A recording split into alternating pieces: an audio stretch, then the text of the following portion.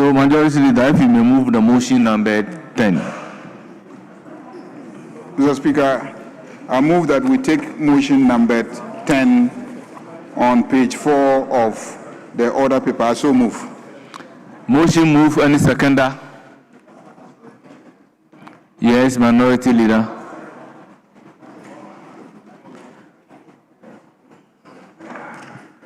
Speaker, the motion is praying this House to waive the required days of notice.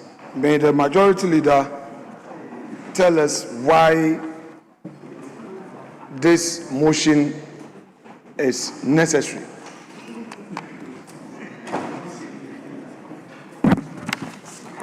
Mr. Speaker, we need 2 days notice, and after 2 days we will be going on recess, and on the second day from today, that will be Thursday, and on that Thursday there is a proposal to take a certain motion relating to the Bank of Ghana. And I thought that it would be convenient to create space for the Thursday motion by taking the the common fund formula today. But if there is an understanding that we don't need to take a motion on Thursday, I don't mind. I can wait till Thursday and then we'll take the formula. Mr. Speaker, there's blackmail. There's blackmail. Mr. Speaker, I second the motion. Honourable members, motion moved and seconded. This being a procedural motion, I'll put a question. As many as are in favor say aye. Those against say no. Honourable members, the ayes have it. The motion is adopted. Now, substantive motion numbered 11. Mr. Speaker, I move that this Honourable House adopts the report of the Committee of the Whole on the proposed formula for distributing the District Assembly's Common Fund for the year 2026. I so move, Mr. Speaker. Honourable members, yes. Speaker, I rise to second the motion. Mr. Speaker, are we going to do the one on the recruitment?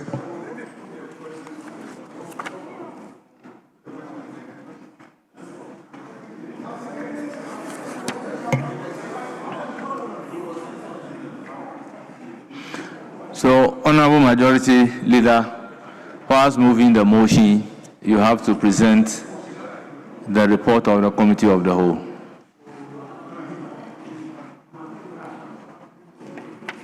Mr. Speaker,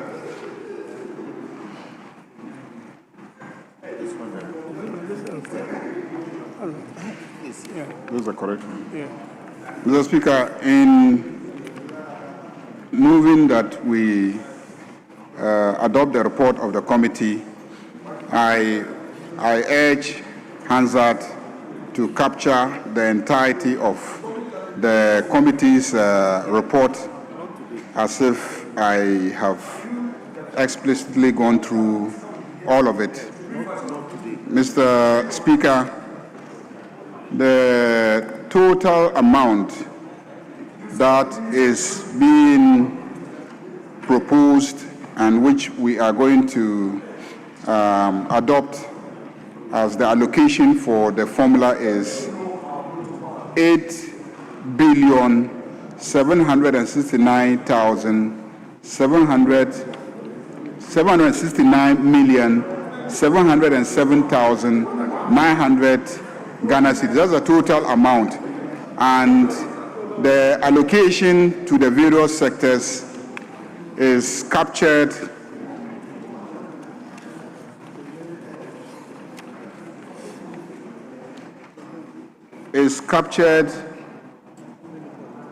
in pages 5 and 6 of the report. So I will not repeat all that. Mr. Speaker, I move that we adopt the report. Yes, Honorable Minority Leader, this is the time for you to second.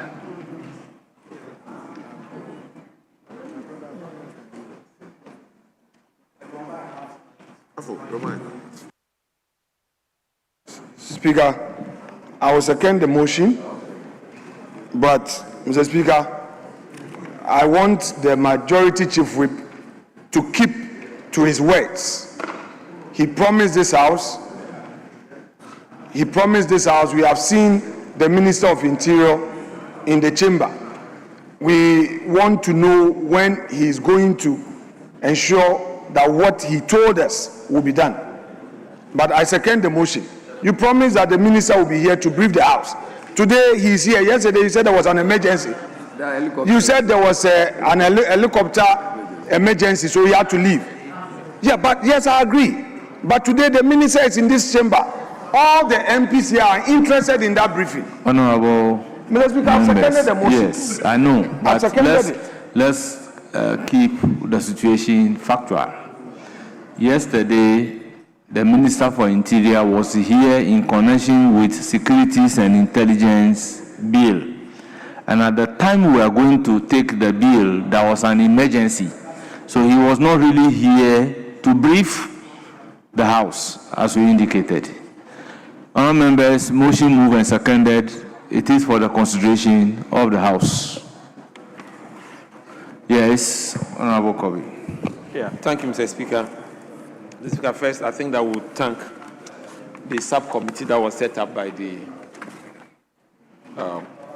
Committee of the Whole to relook at the original formula. Mr. Speaker, if you take the formula, you can see that the equality factor has been increased from 20% to 40%. I think that is the most important thing we've been able to achieve in this House. At least now we are sure that a lot of our deprived areas will have equality of opportunity in determining their own destinies. And I believe that is key. Secondly, if you also look at the needs factor, which has come to 53%, clearly shows that for the current situation, we should be able to be managing each and every district in this country. And then the 7% that was also allocated for service pressure. I believe that the metropolitan assemblies and the municipal assemblies should be supported. But Mr. Speaker, when you look at the formula and the allocations to each of the districts, you can see that the metropolitan assemblies clearly have been shortchanged. So I believe that we should make special provisions for them now and going forward to top up some of the metropolitan assemblies. Because if you take a place like Takrady, Sekendi Takrady, we have 3 constituencies. If we don't top up with time, we'll start agitating for municipalities for each of the constituencies. And I don't think that's what we want to do. Because sometimes when it is bigger, you can negotiate better with your size. Secondly, if you take a place like Kumasi Metropolis, which is about 5, they also seem to have been shortchanged a little bit.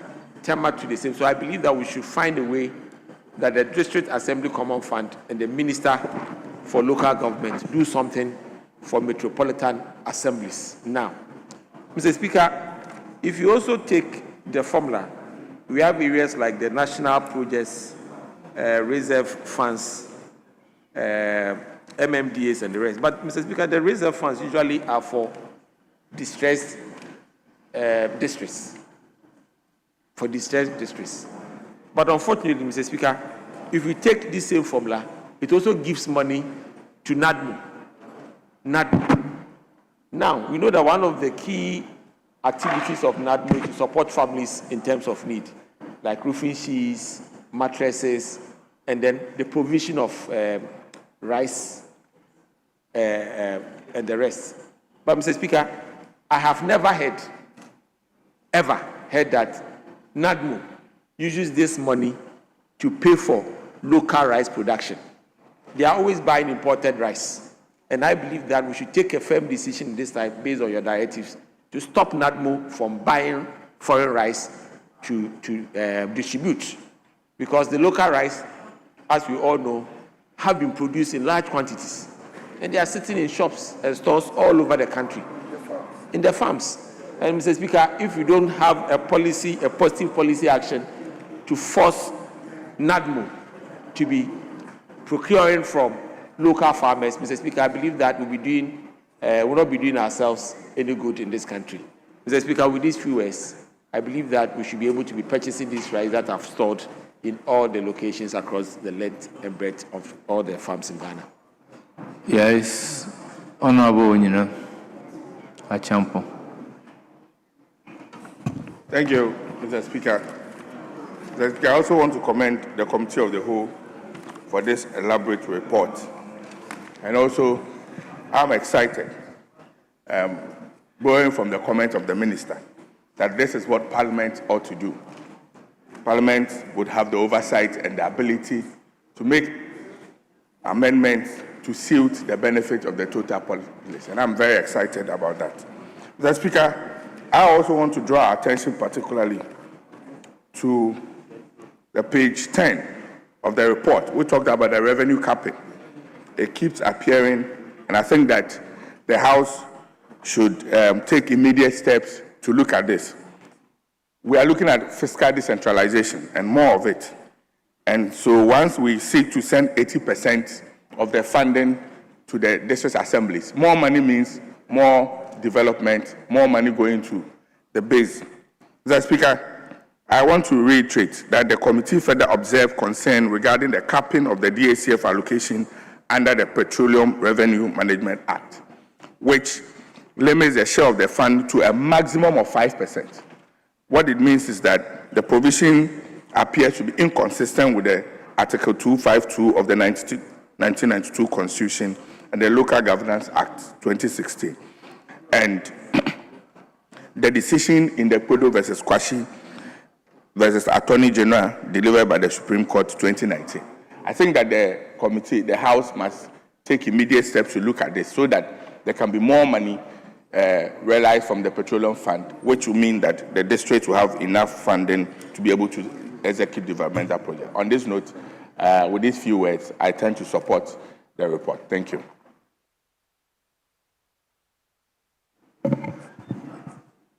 Yes. Speaker, let me add my voice to the terms of the motion ably moved by a leader for the adoption of the report to adopt the 2026 DACF formula. Speaker, key component of the consideration that we had was the arrears, which also affect the early completion of the legacy projects. And the legacy projects, Speaker, when we actually consider them, they are in excess of nearly 5,000. That's 4,767 projects. And Speaker, because these projects are dotted all over the respective constituencies, they reflect the impact that the MPs make. So I want to urge, I'm happy that the Deputy Finance Minister is here. He just stepped out. I'm happy that he's here. I want to urge the Finance Minister to take steps to pay the arrears so that the projects can be completed, especially the legacy projects, so the communities can put them to the purpose for which they've been set out. Speaker, with these words, I urge the House that we adopt this report to approve of the formula. I thank you for the opportunity. Yes, honorable members, at the conclusion of the debate, the question is, as many as are in favor of the motion say aye. Those against say no. Honorable members, the ayes have it. The motion is accordingly adopted, and that this Honorable House adopt the report of the Committee of the Whole and approve the proposed formula for distributing the District Assembly's Common Fund for the year 2026. Yes, Majority Leader. Honorable with the condition of the Minister for Education. Yes. I'm pleading that we should do his business for him. Speaker, we are praying that we take business listed on other paper then, Mr. Speaker. Yes, Minority Leader, I will communicate your concern. Engaged extensively with the minority leadership, and he's in support. Speaker, fortunately, the minister is fully supported by his deputy.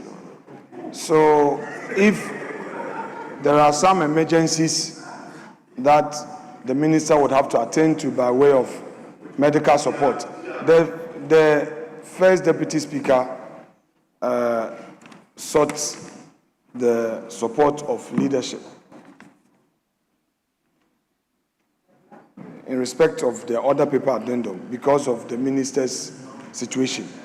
And I'm saying that the minister has his deputy here. It's not me saying it. Oh, the minister has. No, The minister has. no, I have not said that. Maybe you didn't hear the first deputy speaker. I'm saying the minister has no situation. The real reason why we'll consider the minister's business first is because he's a senior and he was the leader of the house. So his business takes precedence over every other, minister, unless as a minister you can prove that you are senior to him.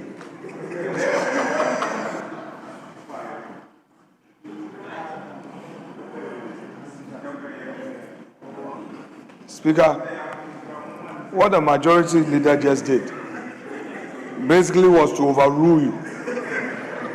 But Mr. Speaker, I won't go on the path he has taken. I will go by the path you have taken. The minister can take leave of us. He is our senior. But he has a deputy. He has a deputy. So the deputy can stay. So that we do the business of the minister. Mr. Speaker, the Minister of Education was once upon a time a minority leader. And he laid that foundation for the right thing to be done. Mr. Speaker, it cannot be that because of seniority, other important imperatives required of him will not be met. Mr. Speaker, he knows what to do.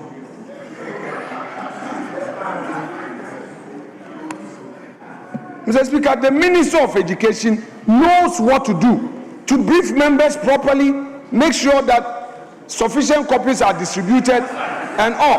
Mr. Speaker, he comes here seniority.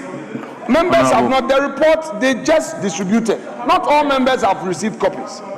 Then they say we should take his business. Mr. Speaker. Honorable Minority Leader, Well, Mr. Speaker. I plead with you that I will communicate same to the minister, or he's here listening to you, that sufficient copies of the report would have to be distributed so that members will read the report and contribute accordingly. So I agree perfectly with you. So the whips must take note. Mr. Speaker, the problem is the clerks at table. The clerks. Mr. Speaker, they would always delay, and they just started the distribution. The problem is your clerks. That is coming from the clerks at table. You are supposed to ensure timely distribution and ensure that members get copies. Mr. Speaker, the public is watching us. Every now and then, they say, oh, Parliament will rush things, We need to go through it thoroughly before. Mr. Speaker, if they want to do it, that is their responsibility. We will not be part of it.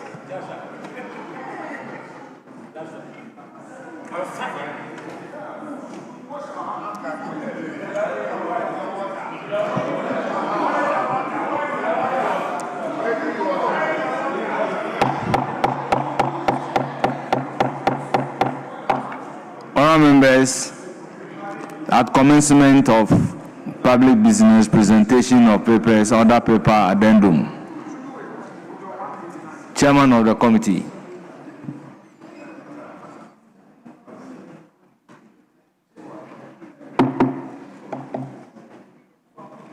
You should read. Report of the Committee on Education on University of Engineering and Agricultural Sciences Bill 2025. Honourable members, the report has been duly presented. Yes, Majority Leader. Yes. Speaker, I just conferred with my colleagues. We just reached out to the ranking and the deputy ranking on the Education Committee. The Speaker, I want to place it on record. According to both of them, the chair did not give an indication that this matter will be taken today. Mr. Speaker, a committee is a committee of parliament made up of the majority and the minority. The practice has always been that the chair will confer with the ranking. Mr. Speaker, this is not a one-sided house. This is not a one-sided house. We just spoke to them. The ranking and his deputy are unaware. In fact, they say in the report, you've not shown them a copy of the draft report. Then you sign, you bring it to parliament, that we should take them. That's bad faith. Mr. Speaker, that is bad faith. That is bad faith. Mr. Speaker, the proceedings on this matter be suspended. Let's allow the ranking and the chair to confer. He didn't inform our side. And that is the information coming from them. And it's most unfair.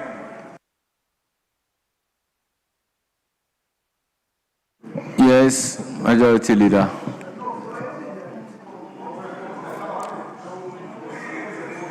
Yes, Majority Leader. Oh no, I'm not going to speak against you. I'm not. I will not speak against you.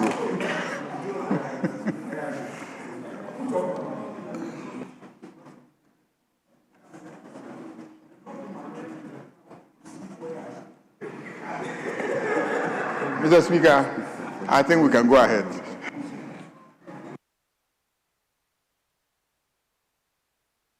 Yes, what's the indication? Very well. Motion number 2. Speaker, yet On the the addendum order paper. paper addendum. Motion number Minister for Education. Mr. Speaker, I beg to move that motion 2, as it appears in addendum order paper, page 1, be so moved today. I thank you, Mr. Speaker. Honourable members, motion move and seconder. Mr. Speaker, I second the motion. Motion move and seconded. It is for the consideration of the House. Honourable members, I'll put a question. This is a procedural motion. As many as are in favor say aye. Aye. Those against say no. Honourable members, the ayes have it. The motion is adopted. We then move to consequential motion number 3, Minister for Education. Order paper addendum. Mr. Speaker, I beg to move that the University of Engineering and Agricultural Sciences Bill 2025 be now read a second time.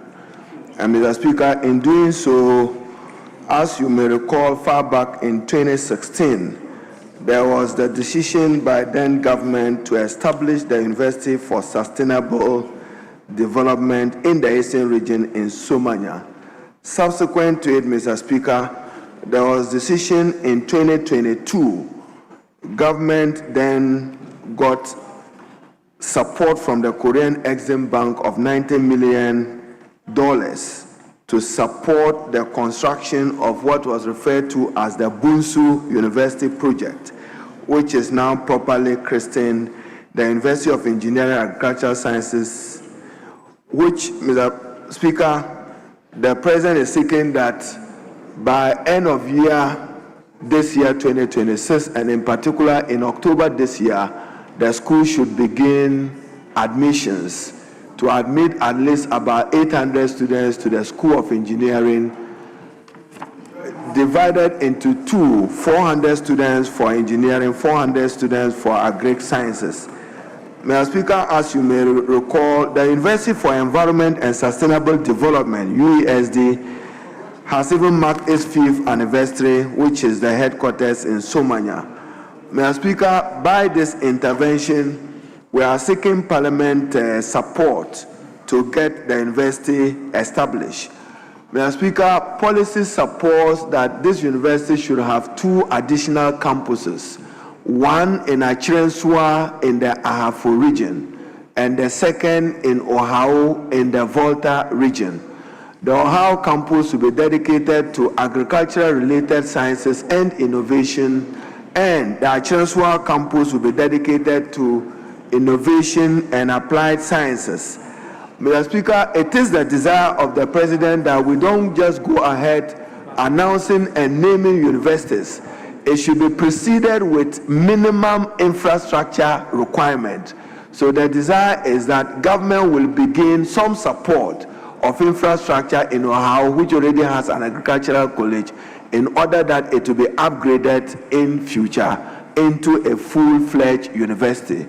Same, Mr. Speaker, will be done for the campus in Achirensua. It will start off as a satellite campus, ultimately with the intention that it will also grow to become a full-fledged university to serve the Ahafo region. Mr. Speaker, it is the intention of President Mahama that each region should have a dedicated public university of its own, and where necessary, an accompanying technical university to deal with it. So, Mr. Speaker, I should recognize my predecessor minister, who was minister in 2022, the Honorable Napo, when they got this facility. Mr. Speaker, it also means that minimum, to get basic infrastructure for a university now, you are looking at about $100 million US. That can accommodate at least some 1,000 students. Mr. Speaker, this particular school, in fact, when I visited Bunsu, I was subsequently invited by the Ochihini. It is in his traditional domain. There is a central administration block, a school of agriculture with classroom, laboratories, and offices, a school of engineering with classroom, laboratory, and offices, an exhibition innovation center, library, auditorium, cafeteria, and a professor and senior staff accommodation. So, Mr. Speaker, the school is ready. It's ready to take off, but Parliament needs to establish the legal framework which will give birth to the university. Mr. Speaker, let me thank and assure the Honorable Minority Leader that when the committee met, we had the Honorable Educhum, former Minister of Education, and his deputy ranking, Honorable Yusuf. I sat throughout the meeting when the bill was being considered by the committee, and I'm sure members will recall that, Mr. Speaker, the initial desire, as I said, was to establish the University of Environment and Sustainable Development, which was located in Somanya. Now you have a new university taking off in Bunsu, and it is our desire as government to establish an additional campus of that university in Ohio, in the Volta region, purposefully for agriculture-related courses. Then Achirensua in the Ahafo region to do the related applied sciences. Mr. Speaker, somewhere along the line, not related to this, the President has also decided that Keta will become campus to the UHAS, the institution responsible for applied health sciences in the Volta region, a school of biomedical engineering and pharmacology will be established in Keta as an additional campus for it. Mr. Speaker, we would seek to expand access to higher quality education. Indeed, it is also the desire of government that the university, Kwame Nkrumah University of Science and Technology, Obuasi is growing faster and its surrounding area. We are considering, subject to the advice of the Dr. Christina Mwaku Nuama Committee, we may hive off Obuasi to be a campus of its own, in addition to seeking to establish and redeveloping the Kwadasu School of Agriculture and another in Mampong for that purpose. But, Mr. Speaker, let me urge members to support it. Mr. Speaker, the Korean government have been very supportive of the government of Ghana. President Mahama just returned from a diplomatic trip in Korea, and some of the economic dividends, Mr. Speaker, will be that President Mahama was there seeking additional funding for the University of Science and Technology to be established in Damangu, and for additional funding to support the completion of the Bunsu University. Mr. Speaker, I'm happy to note and announce that whilst President Mahama was in South Korea, he managed to forge a new relationship between the University for Environment and Sustainable Development and one of the key universities in South Korea. We will continue to strengthen those bonds of partnership in order that we improve research and innovation in our country. Mr. Speaker, should Parliament support in getting this done, we will be contributing to the development of Ghana's human capital, particularly at the tertiary education level. I so submit. Thank you, Mr. Speaker. Yes, honorable members, motion ably moved. I'll call on the chairman of the committee to present the committee's report.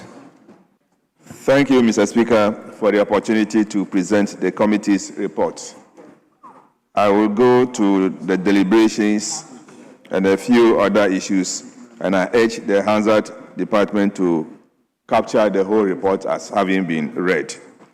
Mr. Speaker, the bill was laid on the 17th of February 2026 and then referred to the committee accordingly. The committee met on Tuesday, 10th March 2026 and deliberated on the referral. We wish to thank the Minister for his presence, as well as the Deputy Minister and then Attorney General Department.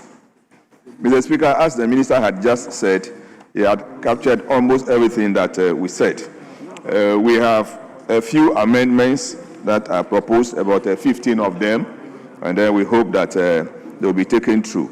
So, Mr. Speaker, in conclusion, the committee, having carefully examined the University of Engineering and Agricultural Sciences Bill 2025, finds that the bill is both necessary and timely. It establishes a modern and comprehensive legal foundation that addresses the university's current realities and future aspirations.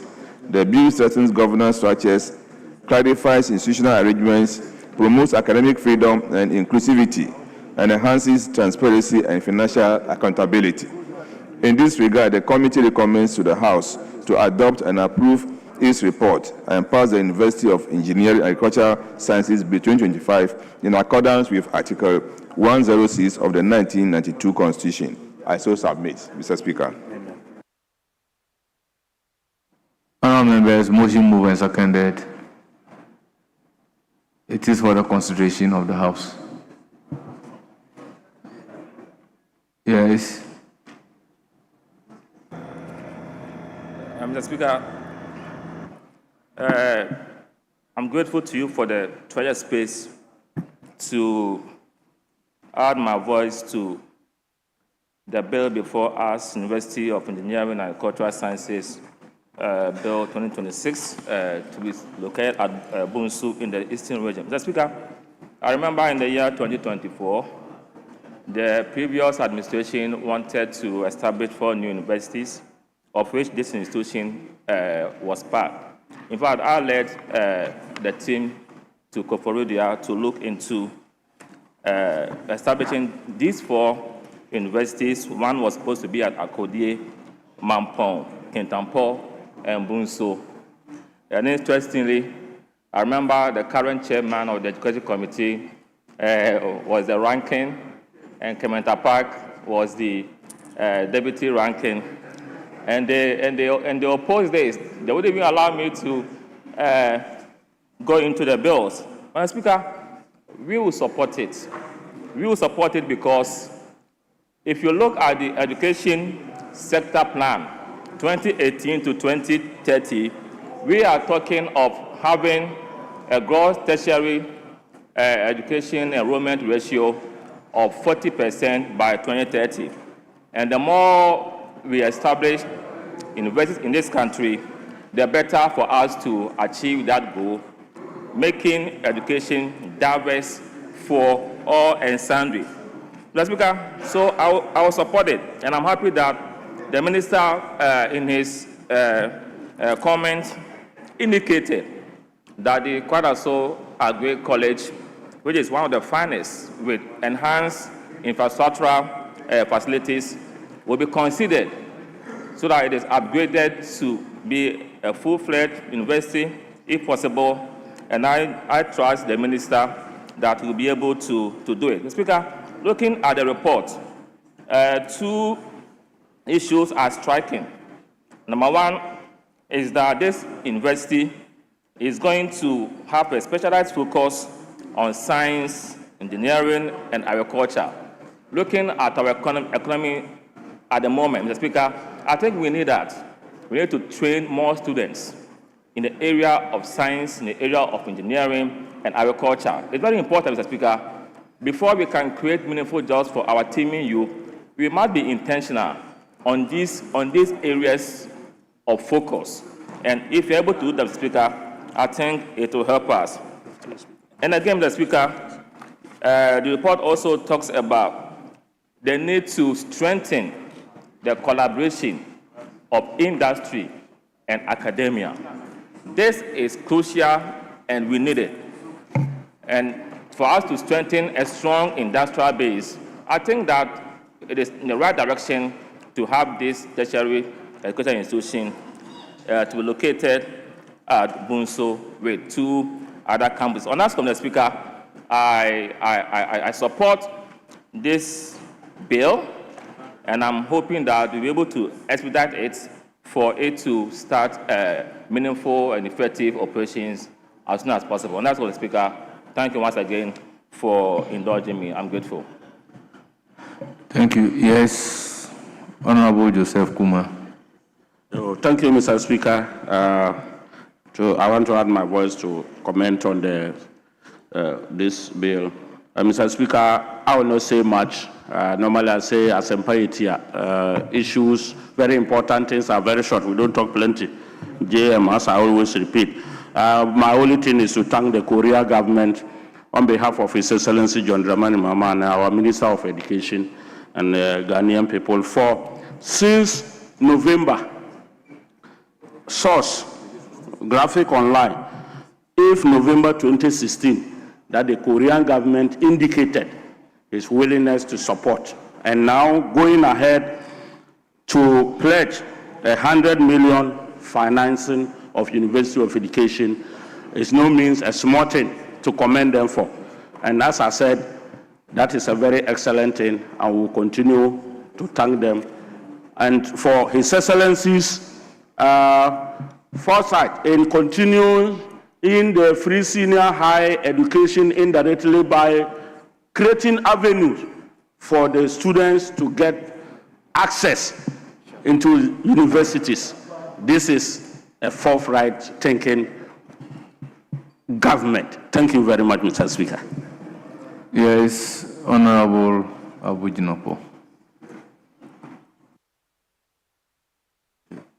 Thank you very much, Right Honorable Speaker. Mr. Speaker, I rise to support the initiative which is being very ably led by the Honorable Minister for Education. Mr. Speaker, and also to salute him for his extraordinary leadership in reforming and leading educational reforms as started by the Akufo-Addo administration. I think it's highly commendable. And clearly, higher education has been progressing from government to government, from President Rawlings's government when the very transformative University of Development Studies was established in northern Ghana. Mr. Speaker, all through the years where we've had multiple universities established. Mr. Speaker, I am particularly excited and encouraged by the target areas this university seeks to focus on, which is engineering and agricultural sciences. Mr. Speaker, STEM has become the established bedrock on which nations are seeking to develop science, technology, engineering, mathematics, and science. It's become the major pillar on which countries are seeking to have transformation. And indeed, a lot is already been done in that area, which is why engineering and agricultural studies is very much welcome. Mr. Speaker, let me conclude by indicating that not long ago, we were informed that a university was to be established in the Savannah region, specifically in Damango. Mr. Speaker, we're told that a $30 million United States dollars grant is being secured from the Chinese government, and a university is going to be established in Damango, the capital of Savannah region. Mr. Speaker, if you allow me, the Savannah region is about one of the only regions without a university. And indeed, this intervention came as a very refreshing and welcome news. And the people of Damango and Savannah region are looking forward to it with a lot of upbeat and excitement. I see that the minister has brought this bill before Parliament, and it appears that this particular university is gathering a lot of momentum. I'll be very happy if some attention is paid to the Damango University bit, because that is so important to the good people of Savannah region and the good people of Damango.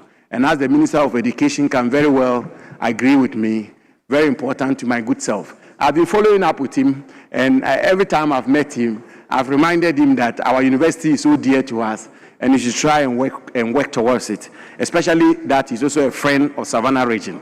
Mr. Speaker, with these words, I support the move by the Minister for Education. Thank you very much.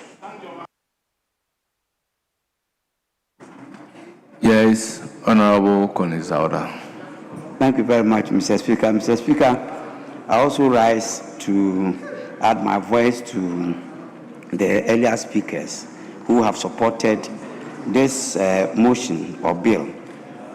Mr. Speaker, my support is based on the fact that in the Ahafo region where Civil Service is and where I come from, there are several senior high schools. I can count as many as 20 senior high schools, all producing students ready to access tertiary education. Unfortunately, we don't have a university in the region.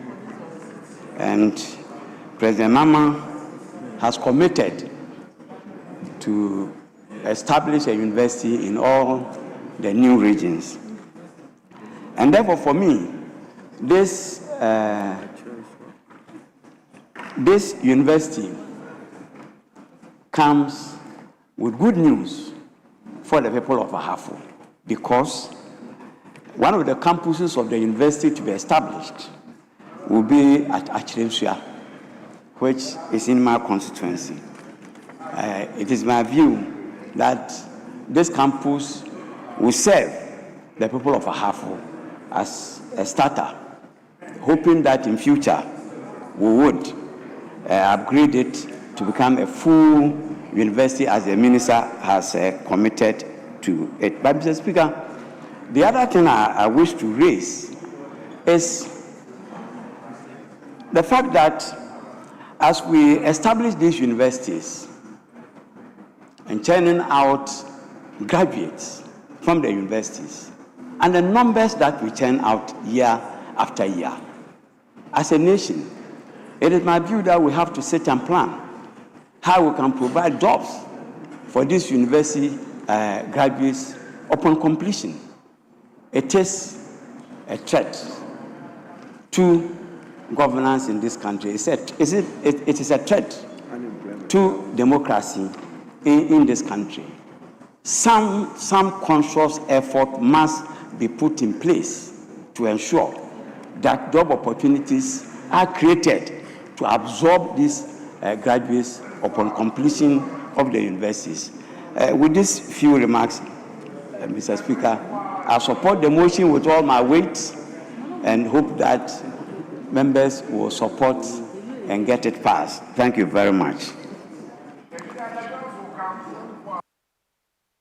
Yes, Honorable. Thank you, Mr. Speaker. I also like to add my voice in supporting this report And I'm also very excited that in 2022, when the sword cutting for the construction of this university, I was personally there. And I am very happy. Mr. Speaker, it will interest you to note that I was a social studies teacher. And one key thing, one of the subjects that we teach our students was mistakes that Ghana did after independence. And one thing kept appearing, mistakes that Ghana did after independence. One of it was having our educational setup more theoretical than practical. And as we move forward, we tend to increase the humanities subject in our technical institutions. One of such was Kwame Nkrumah University of Science and Technology, which was supposed to be a purely science school, but because of sometimes the need for these universities to raise resources, I would only urge that looking at the focus of this university, as we begin, we will maintain this focus in terms of making sure that truly it is purely going to be in the sciences, engineering, and agric base. Mr. Speaker, I also want to urge the minister to also look at, as we talk about job creation, we have a lot of state farms dotted across the districts. I can cite Kwamosu State Farm, which is in Ekwapim North, and Okrakojo State Farms. When we were young people, they used to have oil palm plantations and other plantations. If you go back to see the state of these state farms, one, it is non-functional, and two, even it is turning into residential areas. And this is very disturbing. As we are going to produce students into engineering and agric, we should be able to have spaces for them to even practice and also have their own entrepreneurship production in terms of agriculture. And so I want to urge that as a house, the Minister of Education and the Ministry of Agric will start looking at these state farms that have been left, practically doing nothing. As we talk about food security, we'll talk about capacity building in these areas. It will be an interesting area for us to have as practicals for these students which we are going to enroll. Not only them, the University of Ghana Agri Department and all that. I lived at Ashie area, and you saw those days, they produce local yogurt, they produce milk. We are talking about job creation and 24-hour economy. So, leader, what I want to say is that I am very excited that 4 years down the lane, we have seen the continuation of this university, and finally we are going to see recruitment into this university. This is one of the projects that has been timely, because at the time it was mentioned that the first batch of students will be in October 2026, and that was from 4 years back.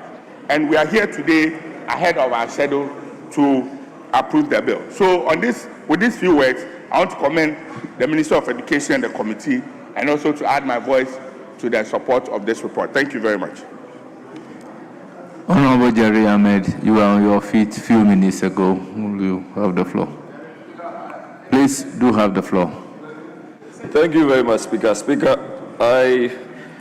as I rise to add my voice to this motion, let me first commend the Minister of Education for reconsidering the earlier initiative by the previous government, Nanado Baumia government, the need to ferry this bill to this hallowed chamber. Speaker, as Professor Kingsley said, this bill was originally brought, and you had my friend, now the Deputy Minister, who vehemently opposed his lane, just the lane, in 2022. Speaker, by God's grace today, we have this opportunity to have the government of today to rebrand the same bill, the same institution, and bring it for consideration. Speaker, whilst at that, Honourable members, ordinarily I won't take the majority chief whip, but certain things have been said. I was also a member of the education committee at that material moment, so I'll give him the floor. Yes. Speaker, yes, Not just that he's my colleague leader, he's my brother. I am the son's godfather. And he knows that on grounds of order 122. Yeah, I know. That's why I'm going about it that way. That he was not here in 2022. He was not here. And the deputy minister was then deputy ranking. So he should withdraw that part. He has a way that he can make that point without saying it the way he did. So withdraw that portion and let's make progress. Speaker, today, whilst we are before you in this chamber, there is something very critical that we have to look at from the same bill. Speaker, from the report. That says, Speaker, with your permission, if I may read the second paragraph of the background, which says that university education has since independence remained largely accessible to a very small segment of the Ghanaian society. The introduction of the free senior high school, Speaker, emphasis, the introduction of the free senior high school education will soon impact on university education. Simply start.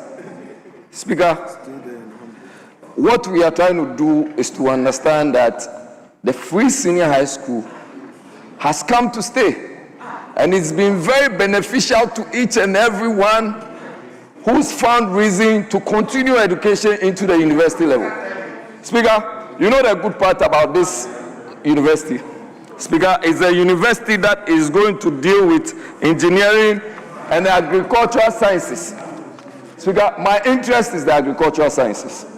Speaker, recently I had the opportunity of being in Barcelona, and I learned a lot with reference to IT or AI, the use of AI.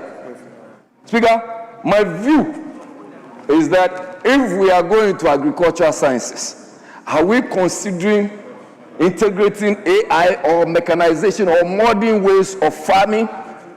If that is the case, which I believe that is one of the reasons why we are discussing this bill, then we ought to move from advising people to sink boreholes in cocoa farms.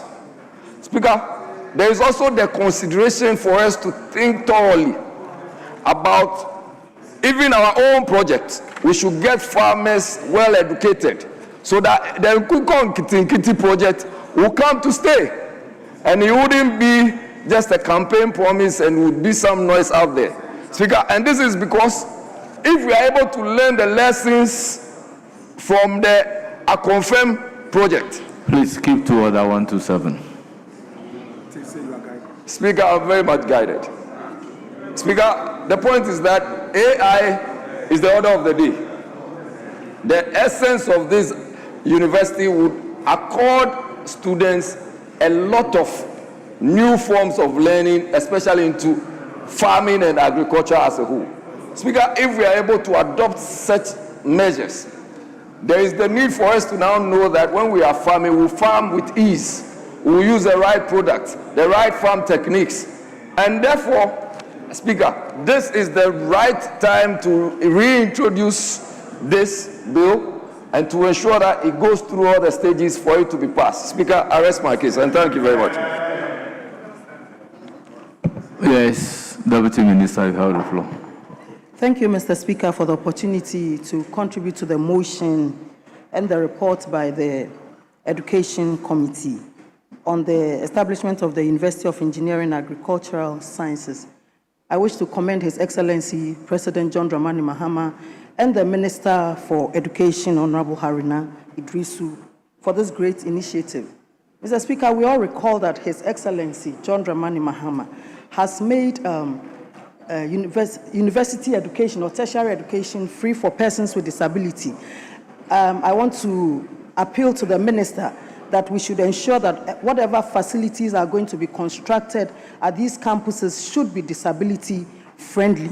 And I believe that as they go to school for free and the facilities are disability friendly, it's going to help them in their studies. Thank you very much for the opportunity. Members, Honorable Minority Leader, I thought you seconded the... I thought you seconded the motion. You seconded the...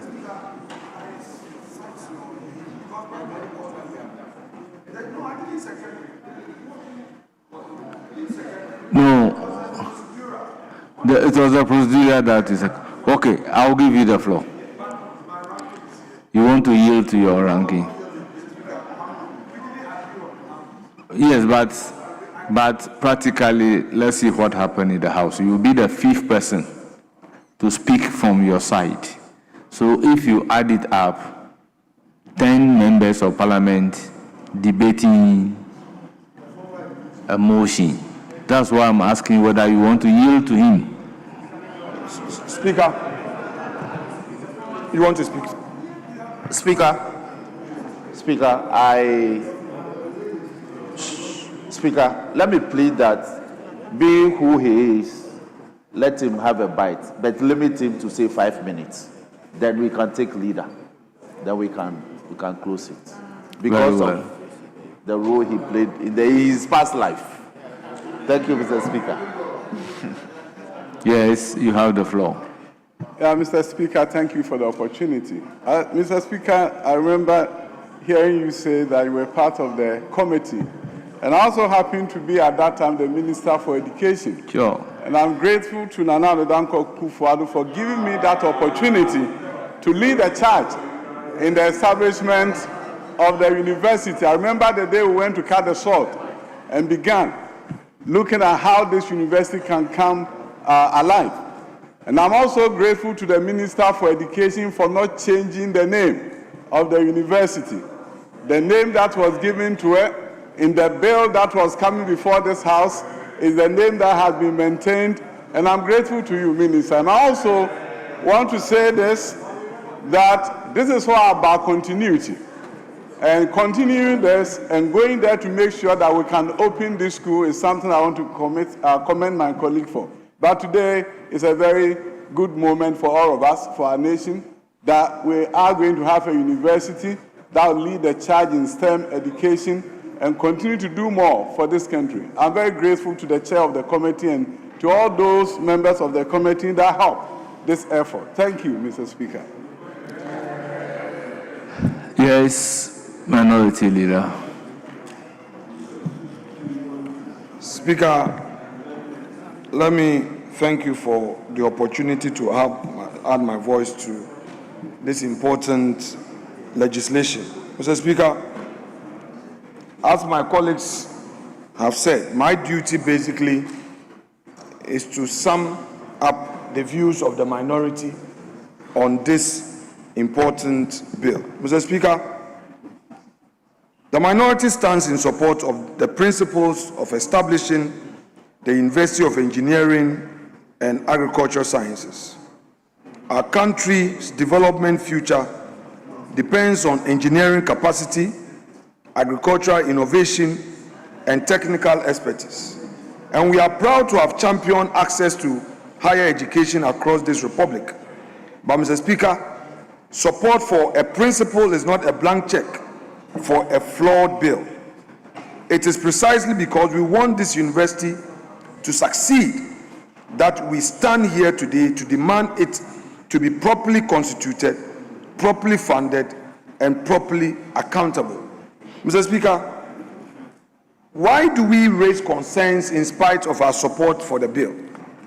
One, Mr. Speaker, not too long ago, we were informed that His Excellency the President had assured the people in Volta region, particularly those in the enclave where Ohawu Training Greek College is situated, that it was going to be a full university. It was going to be upgraded to a full university with the necessary legislation. Mr. Speaker, we also had a statement from Honorable Edem Agbana, which statement a referral was made to the Education Committee to consider and report for further referral to the Ministry of Education. Mr. Speaker, having gone through the report, and the bill itself.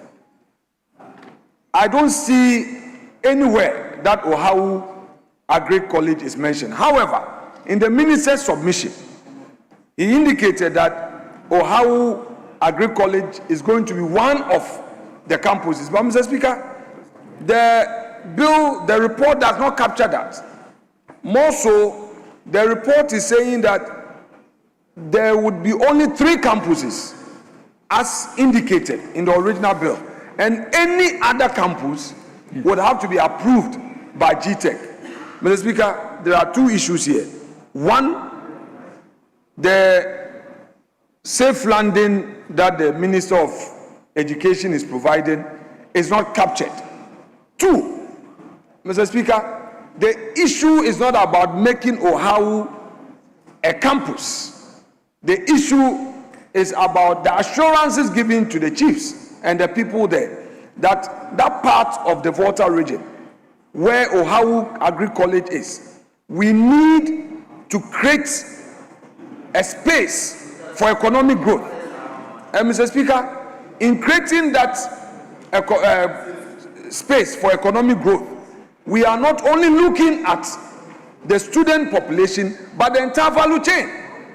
Mr. Speaker, in fact, the day this statement was made, my dad was very happy because he was one of the early students who trained in that college, and was later sent to Modena for agric mechanization training. So the 82-year-old man was very happy.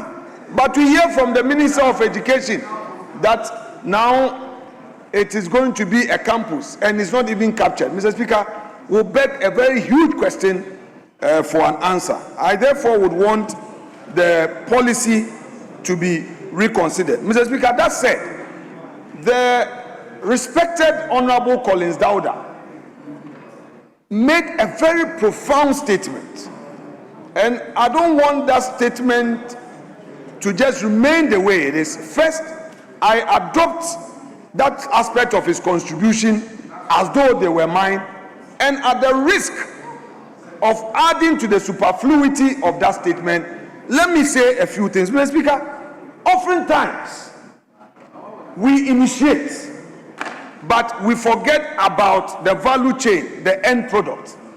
Mr. Speaker, we have so many universities in Ghana. I'm not against establishing universities, but what practical policies do we put in place for job creation?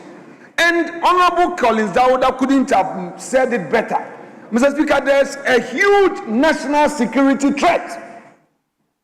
Yesterday, I met a 70-year-old man, at Achimota Golf Course. And he said to me, Alex, you the political leaders, can't you sit down and agree on the core national issues? Education, health. You cannot focus on these 2 and benefit from its positive effect in job creation and the private sector. Each one of you come in, you get your 4 years, and you are thinking of how to undo the other in terms of policy. Mr. Speaker, what has become of the National Development Planning Commission? 2 weeks ago, when I had the opportunity of addressing a gathering on centrism, it was one of the issues I addressed. The National Development Planning Commission is there and is toothless. We, the political leaders, have turned it into some partisan body. It is not supposed to be so. Our partisan manifesto must find expression in that national policy, and any political party must subscribe to that national policy. Mr. Speaker, that would mean having practical steps embedded in a policy for job creation. Mr. Speaker, the over 506,000 youths who bought the forms, who are graduates, Mr. Speaker, for security recruitment should be of worry to us.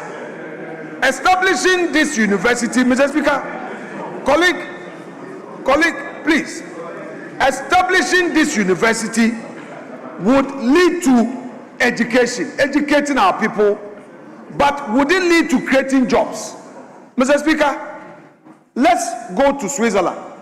Switzerland, as a country, Mr. Speaker, they have a policy which encourages apprenticeship. Mr. Speaker, I'm not against university education because we live in a fluid media environment. I'm very careful how I put this so that somebody will not go somewhere and say Afenyo Markin or the minority are against establishing universities, or they don't want many Ghanaians to benefit from university education. No. But at the heart of the job creation, the job market is technical education, vocational training. There's nothing wrong with calling it engineering institution. But Mr. Speaker, there's a huge space where our youth lack technical education. We are investing in formal education, helping our children to earn white-collar job certificates. So he has a degree and he looks down on some apprenticeship that would have even created opportunity for him. I think the policy should be broader. And I'm happy the Minister of Education is here. We are making a huge mistake.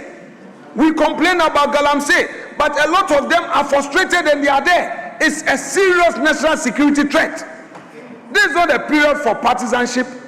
It's about our country, Ghana, and the policies that we implement and enact as a people. We've been elected to a privileged situation. The people have a high expectation. And the nature of the world of today, they know more than we think we know. We may be taken by surprise someday, maybe soon. And then when that someday comes, that someday will not know MPP or NDC, gentlemen and ladies. When that someday comes, there will be no distinction between MPP and NDC. So I am taking advantage of this opportunity to urge upon us. Once we create the opportunity for education, let us equally be serious about what will create the jobs, support for the private sector, opportunities for those who would want to go into industry, focusing on technical and vocational education, making apprenticeship attractive so that there will be equity, there will be balance. Somebody who has the knowledge will not necessarily say, I am going to university for a degree to become somebody in society, but somebody who goes to learn welding and learns it well and goes through a period of training will be proud of being a welder because his bread will be buttered as a welder. Rather than churning out a lot of graduates, degree holders, and they are in the system, and they will not want to go into any apprenticeship because he has a degree. Meanwhile, the opportunity is in technical training.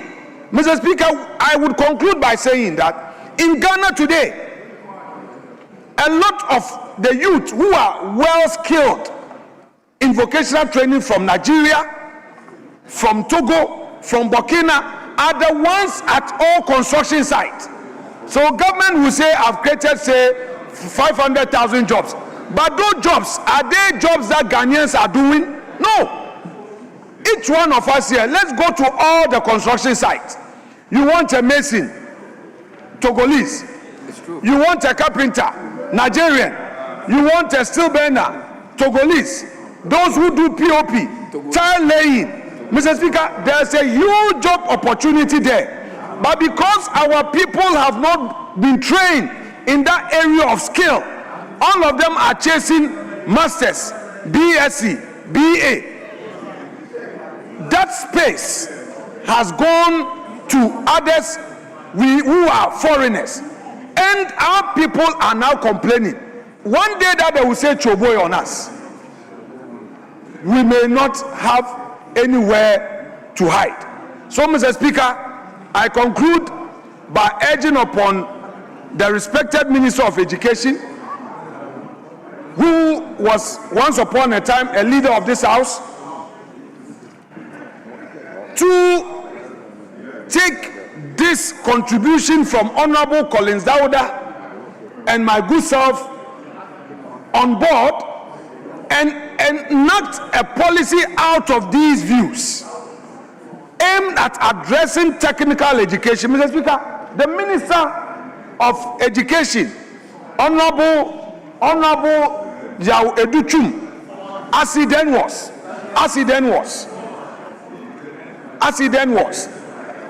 had taken steps in STEM education, and he took steps to equip over 48 vocational training institutions in Ghana. He started that project. Honorable Minister of Education, your steps are commendable, but I urge upon you to continue that part of technical and vocational education, make apprenticeship attractive, help a lot more of our children instead of chasing for white-colored certificate. They should also chase for their trade. In Sanrejuma, they say it in front, in Sanrejuma, they should choose trade so that, Mr. Speaker, when government is creating jobs in construction, our people will be there. You come to Winneba, almost all construction sites are being taken over by foreigners. They have trained, Togolese have invested in vocational and technical education. In Nigeria, a lot of investment in vocational and technical education. But we have invested heavily in white-colored certificates. Even our nurses, our teachers is a problem. But a lot more may not want to be teachers or nurses. You cannot recruit all of them. But in the vocational and technical training sector, there's a huge opportunity, unlimited, that should engage our attention as we enact policies. Mr. Speaker, that said, I would want to thank you for this treasure space and pray that the minister will take these concerns on board at the consideration stage, which I pray it is not going to be rushed today. We, the minority, have some few concerns that would want to put forth to enrich this bill. But, Mr. Speaker, this bill must not be rushed.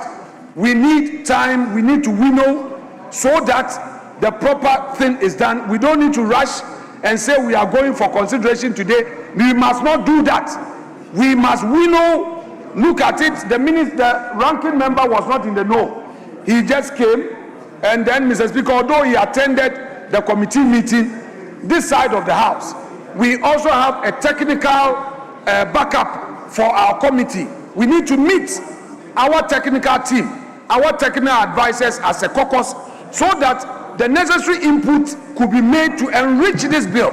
If we want to rush it, Mr. Speaker, the country will be denying that opportunity. Thank you so much indeed, Mr. Speaker. Yes. Speaker, let me conclude comments from members by thanking His Excellency the President for pursuing this matter and bringing this dream to fruition.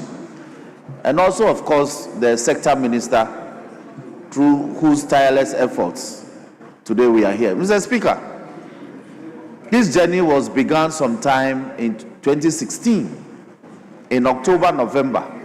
And let the record reflect that it's taken us so long.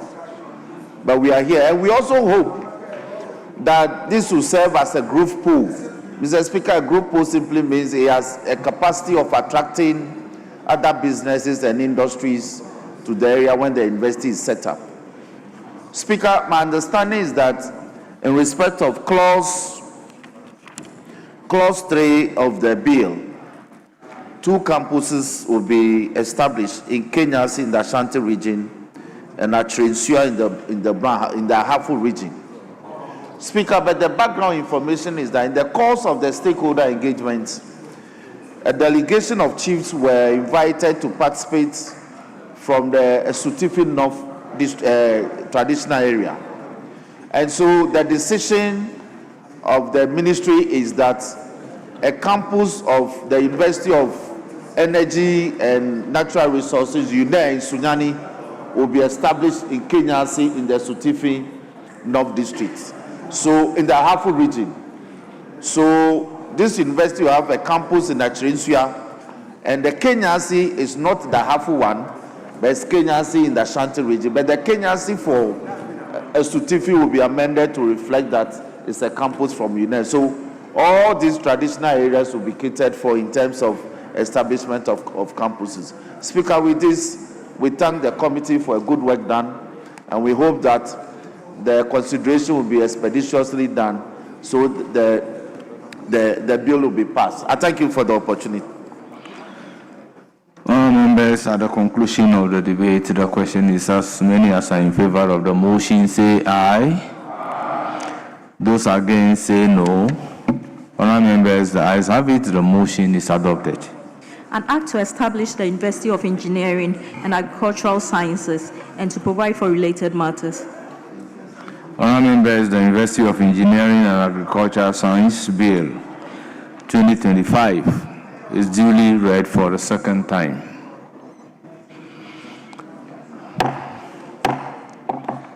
Yes, Majority Leader.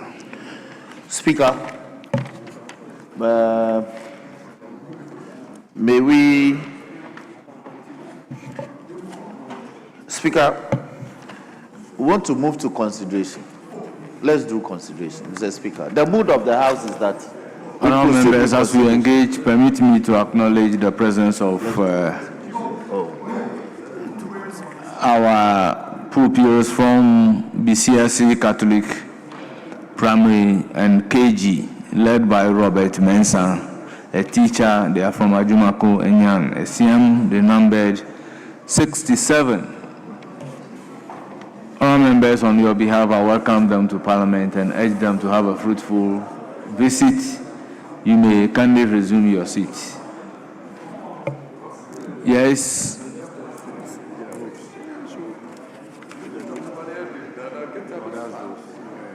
Yes.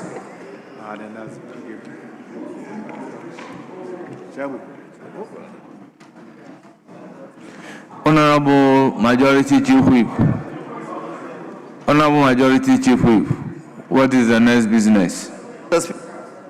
Mr. Speaker, the proposal is that we take motion number 4 on other paper addendum.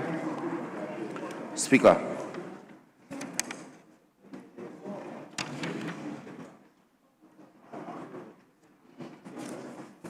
Yes. Speaker, I'm quite sure that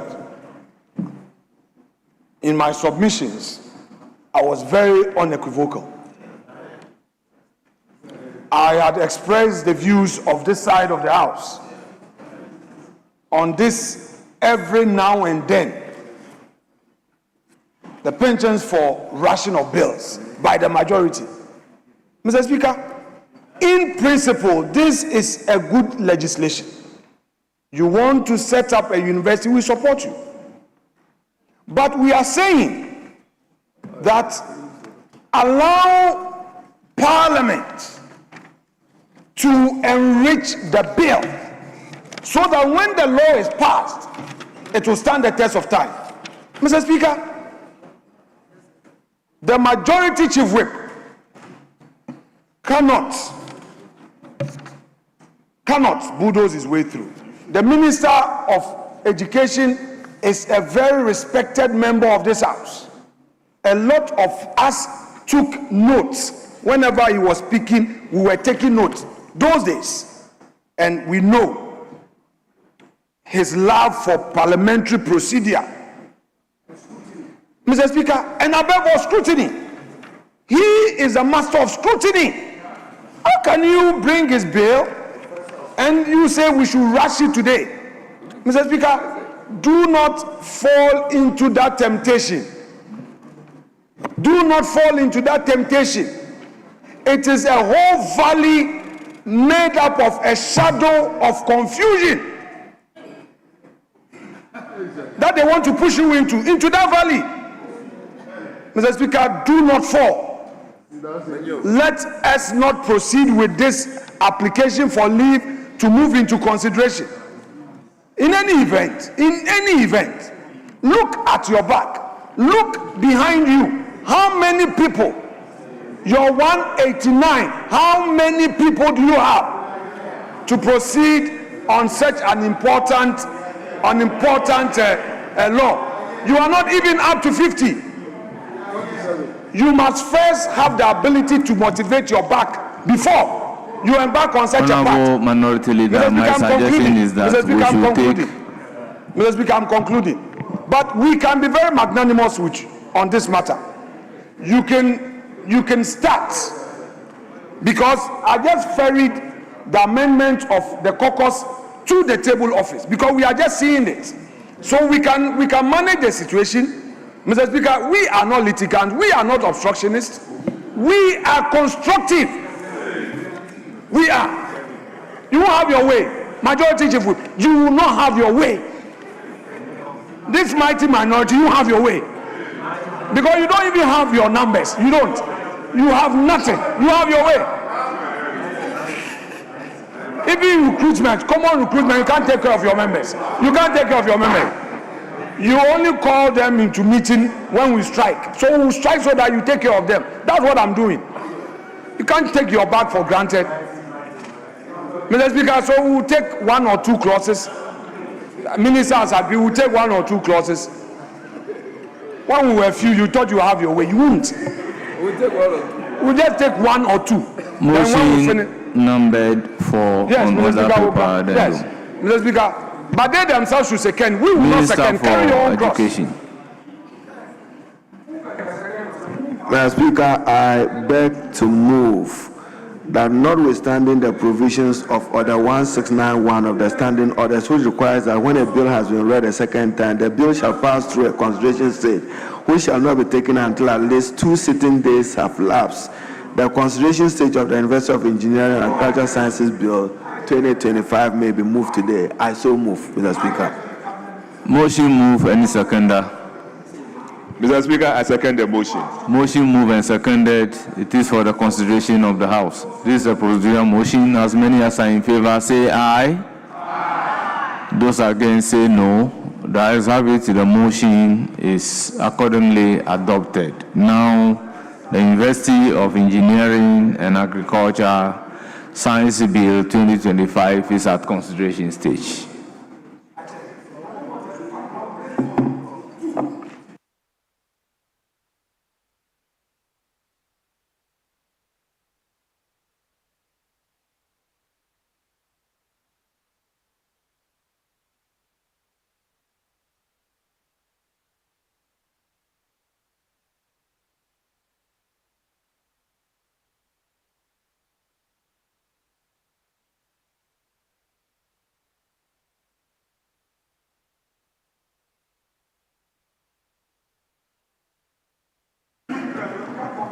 Clause 1, Chairman of the Committee. Establishment of the University of Engineering and Agricultural Sciences. Chairman of the Committee. Mr. Speaker, there is no proposed amendment. It is for the consideration of the House. Honourable members, any proposed amendment? In the absence of any proposed amendment, I'll put a question to Clause 1. As many as are in favor say aye. Those against say no. The ayes have it. Clause 1 is ordered to stand part of the bill. Clause 2. Aims of the university. Chairman of the Committee, amendment II at page 2 of order paper addendum. Amendment proposed. Aye. Yeah. Subclause 1, paragraph C, line 3. After research, insert and innovation. I so move. Members, the proposed amendment is for your consideration. In the absence of any further amendment, I'll put a question. As many as are in favor of the amendment proposed by the chairman of the committee say aye. Those against say no. The ayes have it. The proposed amendment by the chairman of the committee is ordered to stand part of the bill. Chairman of the committee, aye. Thank you, Mr. Speaker. Amendment proposed. Subclause 2, paragraph B, line 2, after teaching, insert learning. Members, the proposed amendment is for the consideration of the House. Any further amendment? I'll put a question. As many as are in yes. Mr. Speaker, if I got the chairman of the committee right, he said the proposal is to 2B. And he said after teaching, we should insert learning. Yes, so if you put learning there, it is not correct, unless you do end learning. So the proposal should be teaching end learning. So the session should be end learning. Yes, honourable member, you are right. I'll put a question. As many as are in favor say aye. Those against say no. The ayes have it. The proposed amendment is ordered to stand part of the bill. After teaching, insert, and learning. I'll put a question on entire clause 2. As many as are in favor of clause 2 as amended standing part of the bill say aye. Those against say no. Honourable members, clause 2 is ordered to stand part of the bill. Clause 3. Campuses of the university. Chairman of the committee. Mr. Speaker, amendment proposed clause 3, sub-clause 2, paragraph A, delete and insert the following. Ohabu in the Volta region. I so move. It is for the consideration of the House. Honourable members, I'll put a question. All those in favor say aye. Those against say no. The ayes have it. The proposed amendment to clause 3 is ordered to stand part of the bill. Now I'll put a question on the entire clause 3.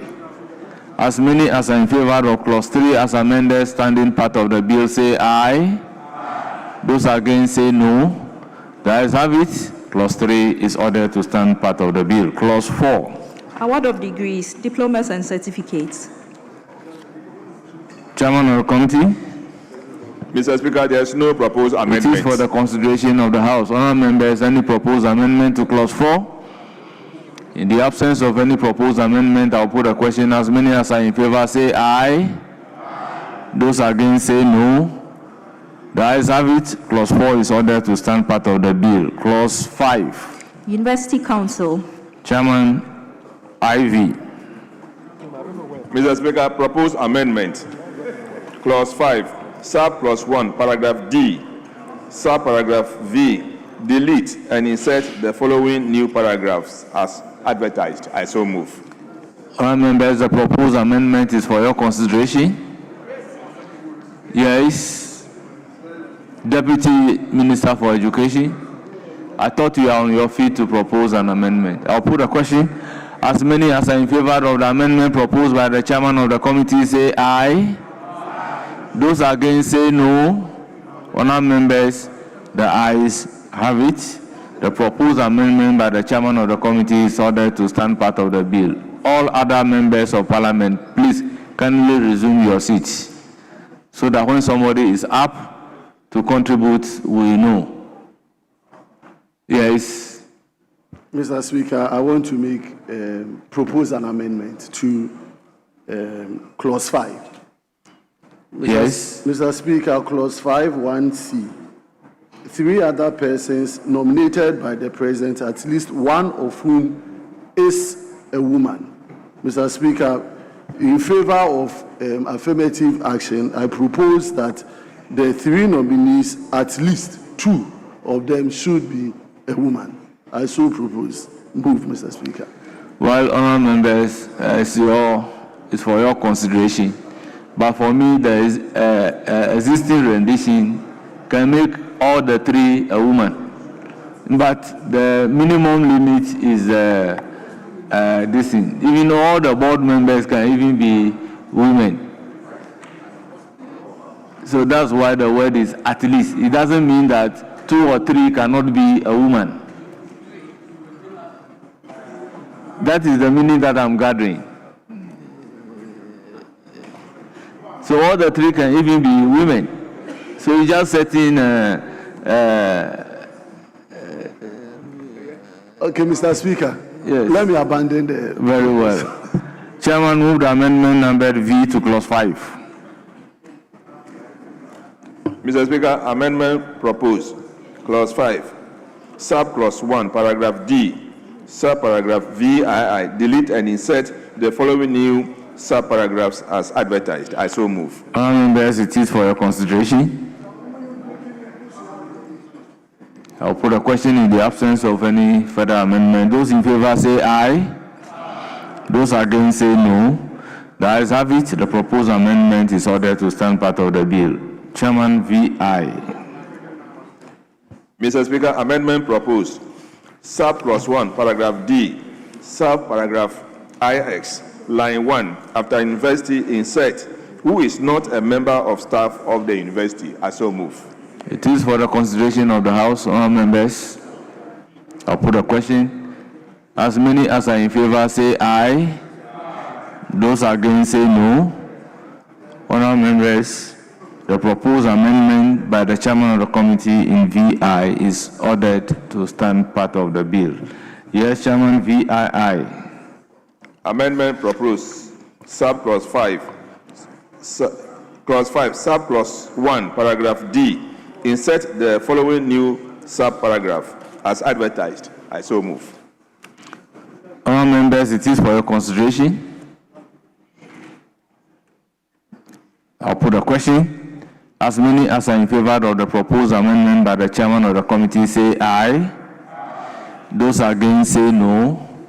The ayes have it. The proposed amendment is ordered to stand part of the bill. Now I'll put a question on clause 5 as variously amended. Those in favor say aye. Those against say no. The ayes have it. Clause 5 is ordered to stand part of the bill. Clause 6. Functions of the council. Chairman of the committee. Mr. Speaker, amendment proposed. Clause 6, paragraph 1. After decision, delete maker and insert body to read decision-making body. I so move. Honourable members, it is for your consideration. In the absence of any proposed amendment, I'll put a question. As many as are in favor of the proposed amendment by the chairman of the committee say aye. Those against say no. The ayes have it.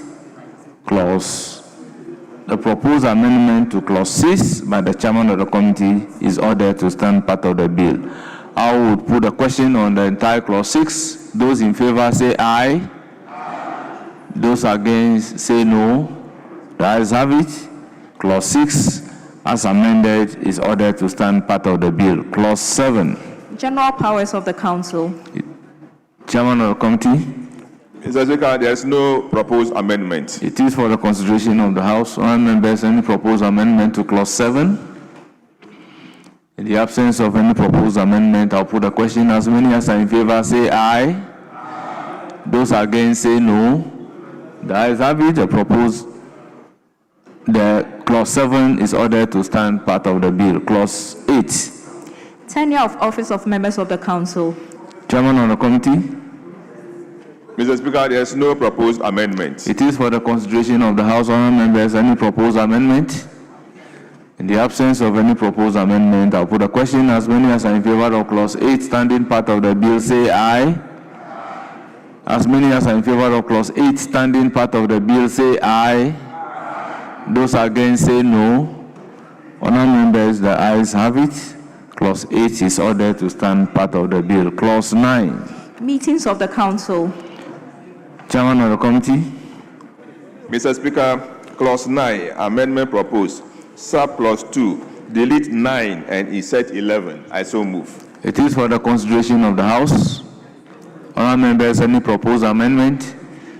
In the absence of any proposed amendment, I'll put a question. As many as are in favor of clause 9 standing part of the bill say aye. Those against say no.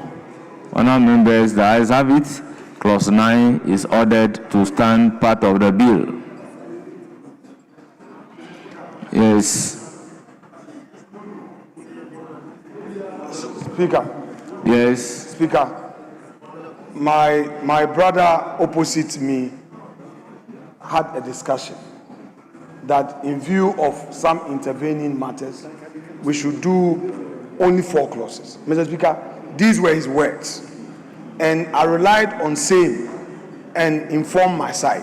Mr. Speaker, he shouldn't resolve. This is the understanding we had. We also have some amendment. Please, Eche, this is what we've agreed. Please, let's be doing just that.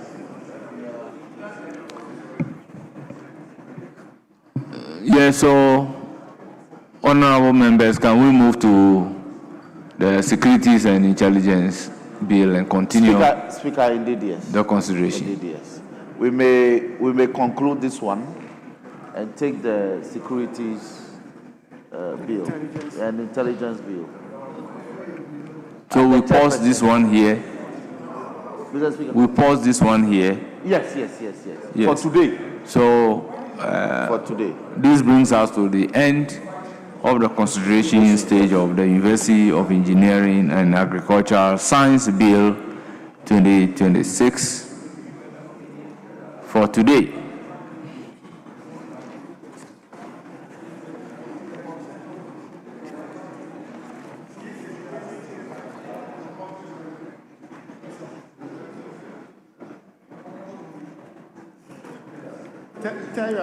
Speaker, we take item number 23 on the substantive order paper.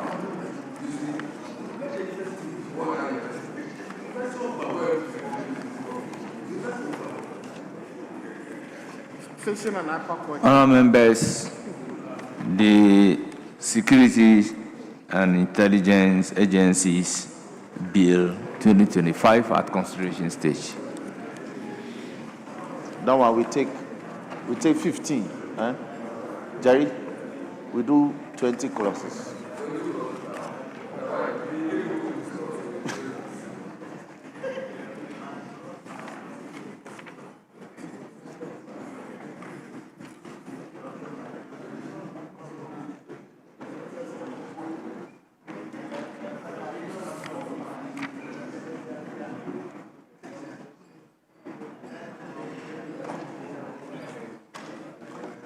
Honourable members, we defer clause 14, 16, and 17 as the Unowing Committee been able to work on them. Speaker, no. So they will remain deferred. Very well. We'll make progress with the unconsidered clauses in this matter. Very well. So we are moving on to clause 21. Investigation of complaints. Chairperson of the committee.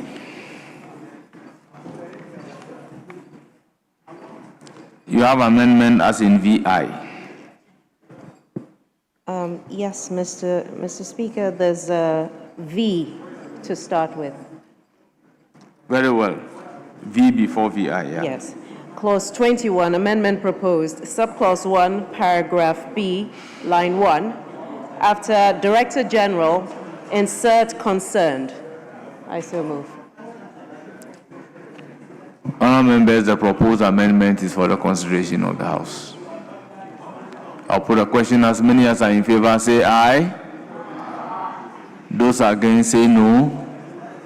The ayes have it. The proposed amendment is adopted. Yes, VI.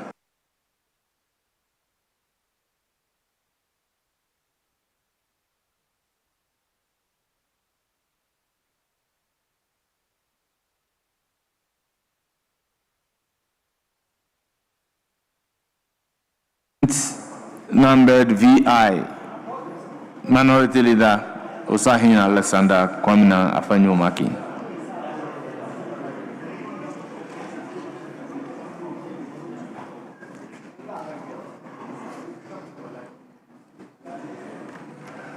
Speaker, with respect, I rise to move the amendment contained in today's order paper, page 21, amendment numbered VI clause 21. Mr. Speaker, the amendment proposed after subclause 3 of the main clause, insert the following new subclauses. For a person who is aggrieved by an act or omission of the council or a security or intelligence agency may, in addition to any remedy under this Act, lodge a complaint with the Commission on Human Rights and Administrative Justice in accordance with Article 218 of the Constitution. 5. The lodging of complaint under subsection 4 shall not preclude the complainant from pursuing any other lawful remedy available under this Act or any other enactment.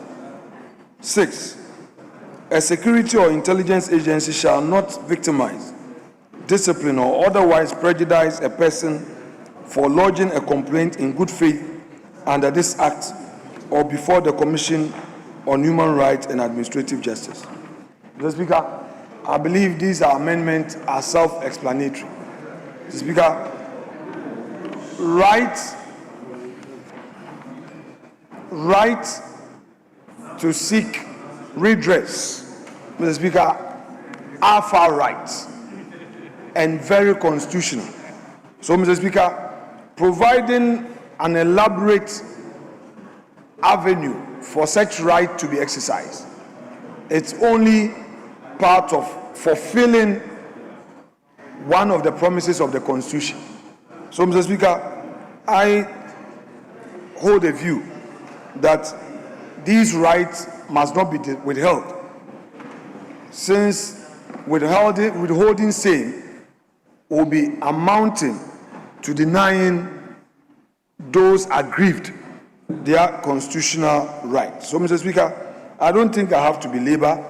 I discussed with my colleagues opposite me, and I didn't get any impression that this provision in any way goes against the... No, I didn't say you. I said my colleagues, and Mr. Speaker, they seem not to have anything against the introduction of these subclauses. But, Mr. Speaker, these are not matters for records. Now that the opportunity is there and they've seen the intendment of my proposal, I believe that the committee members can have an opportunity to express their own views on same. Thank you, Mr. Speaker. Yes, but Minority Leader,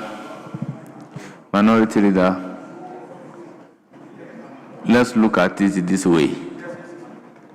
Clause 21 is investigation of a complaint, and it reads, a person who is aggrieved by an act or omission of a security and intelligence agency may submit a written or oral complaint to the National Security Coordinator, where the complaint is against the Office of the National Security Coordinator or the Director General. The National Security Coordinator or a Director General shall examine the complaint and take appropriate action within 30 days after the date of the receipt of the complaint. Now, a person who makes a complaint to the National Security Coordinator or a Director General under this section may, where action is not taken or the person is dissatisfied with the action taken by the National Security Coordinator or the Director General, submit a written complaint to the Chief Justice. So these are the procedures that are being spelled out. And then the Chief Justice shall, on receipt of a complaint under Section 21, appoint within 60 days a tribunal of 3 persons to examine and determine the issue in the complaint. Now, the tribunal shall consist of justices of the High Court or a retired justices of the High Court or a lawyer who qualifies to be appointed as justices of the High Court as chairperson, and 2 other persons. So if you are again saying, Minority Leader, that particular complaint should go to Shiraj in the order of that particular arrangement, is SHRAJ going to serve as an appeal body over the committee that will be constituted, the tribunal that will be constituted by the Chief Justice? Because the remedy available is that you first submit the complaint to them. If you are dissatisfied or they didn't work on it, then the complaint goes straight to Chief Justice. But instead, your amendment is proposing that it should rather go before Commission on Human Rights. Speaker, thank you for that elaborate explanation. But, Mr. Speaker, let us argue in terms of Article 218. Mr. Speaker, the question is whether or not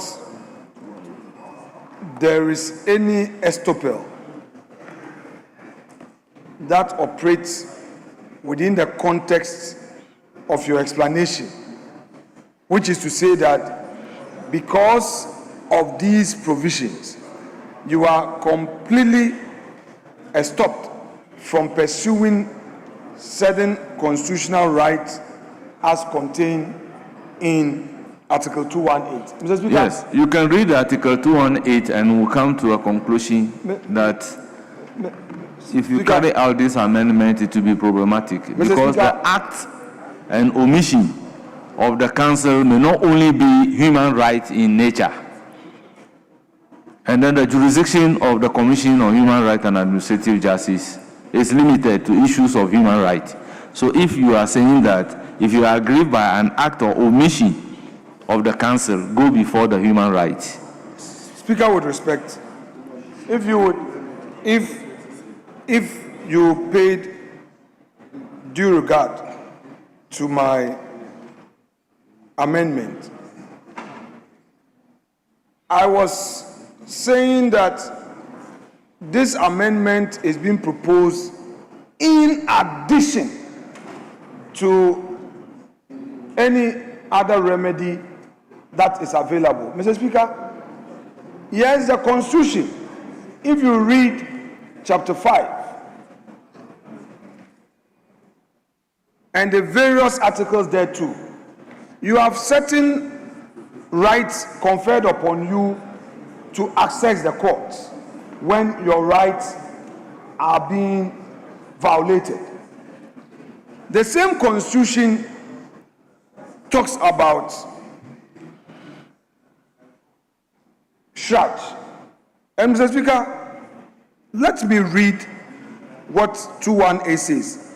It says the functions of the Commission shall be defined and prescribed by Act of Parliament and shall include the duty to A, to investigate complaints of violation of fundamental rights and freedoms, injustice, corruption, abuse of power, and unfair treatment to any person by a public officer in the exercise of his official duties. So, Mr. Speaker, my argument is this, that to the extent that the Constitution itself provides for this, and you have it as an additional remedy, we should have it in the law. We should have it in the law. Because, Mr. Speaker, let's go to chapter 5, the rights under chapter 5.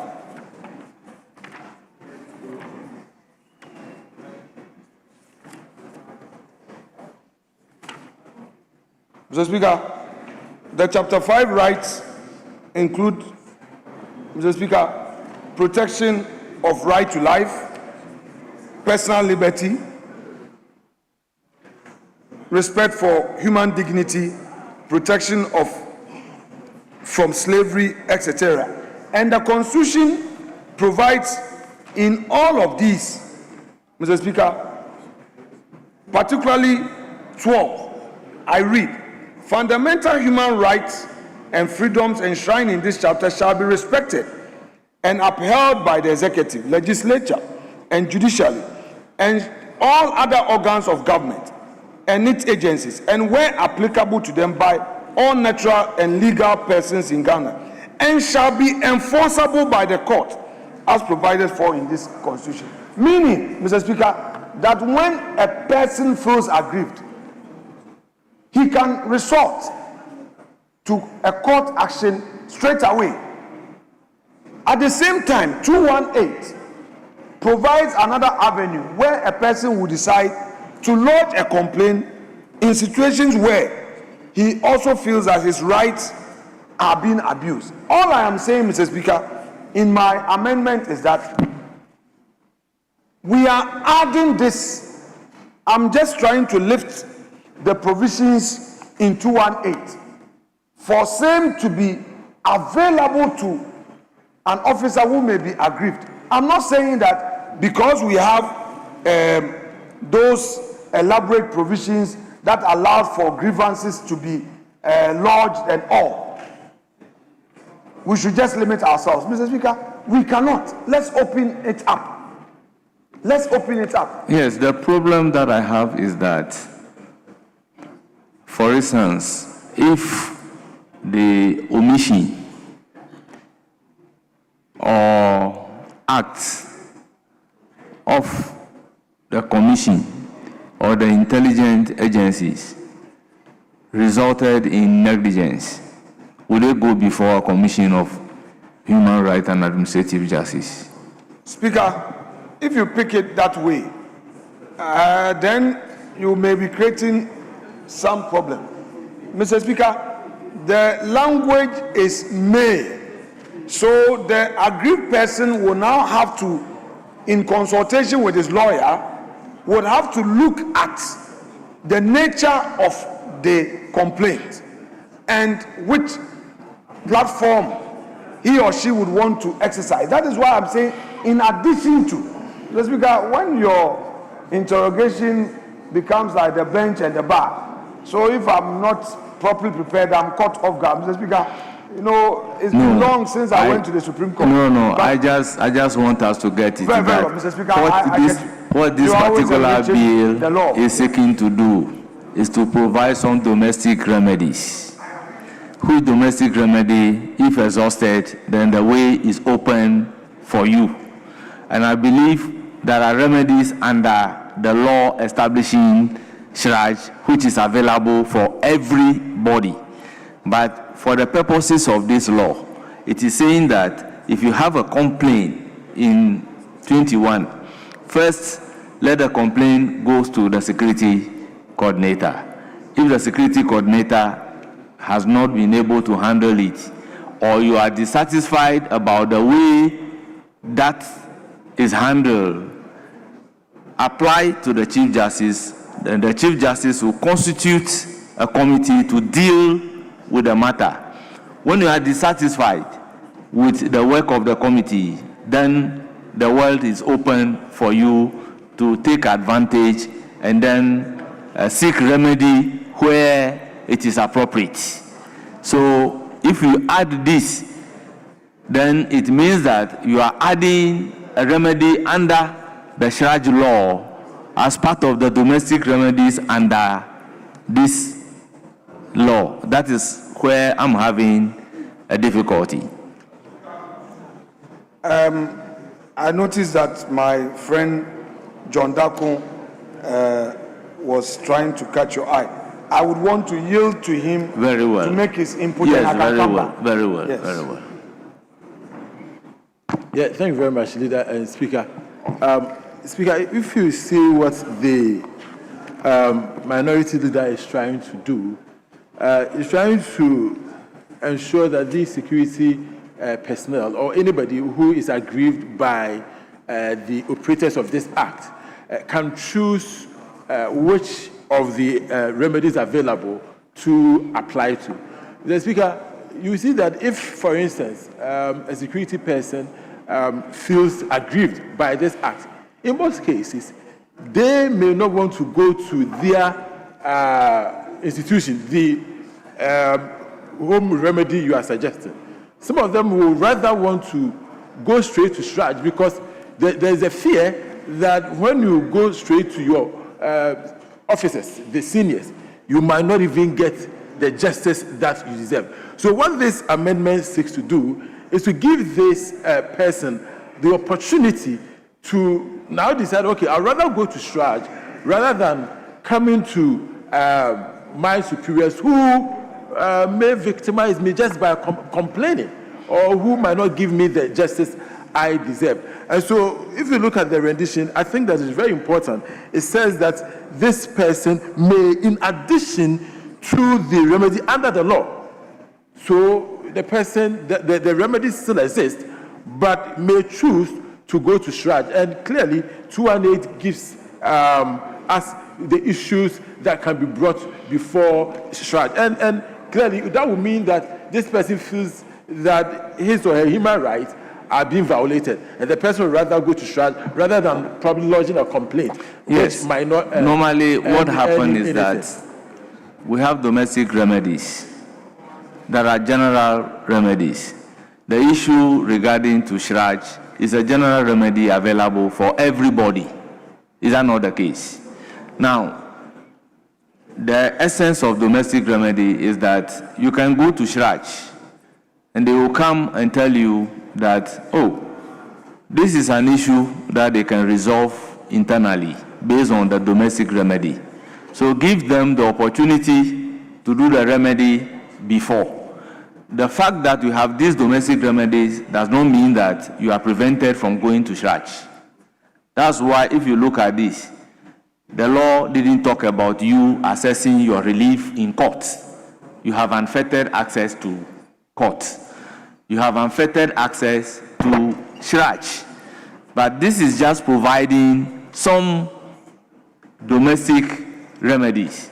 Then if you adopt this rendition, then we must as well bring the issue relating to court, that you must as well also go to court if you feel like. But those are places open for you to seek your relief. It's like what happened in the case of GPLTU versus Danfur. Is that not the case, if my memory serves me right? Where they came to court to say that, oh, they have a domestic remedy that ABCD must happen. You have not exhausted the domestic remedy, yet you have come to court. And the court says, I will not dismiss the action, I will have the action stayed. Go and exhaust the domestic remedy. If you are not satisfied, then we are here. You can come.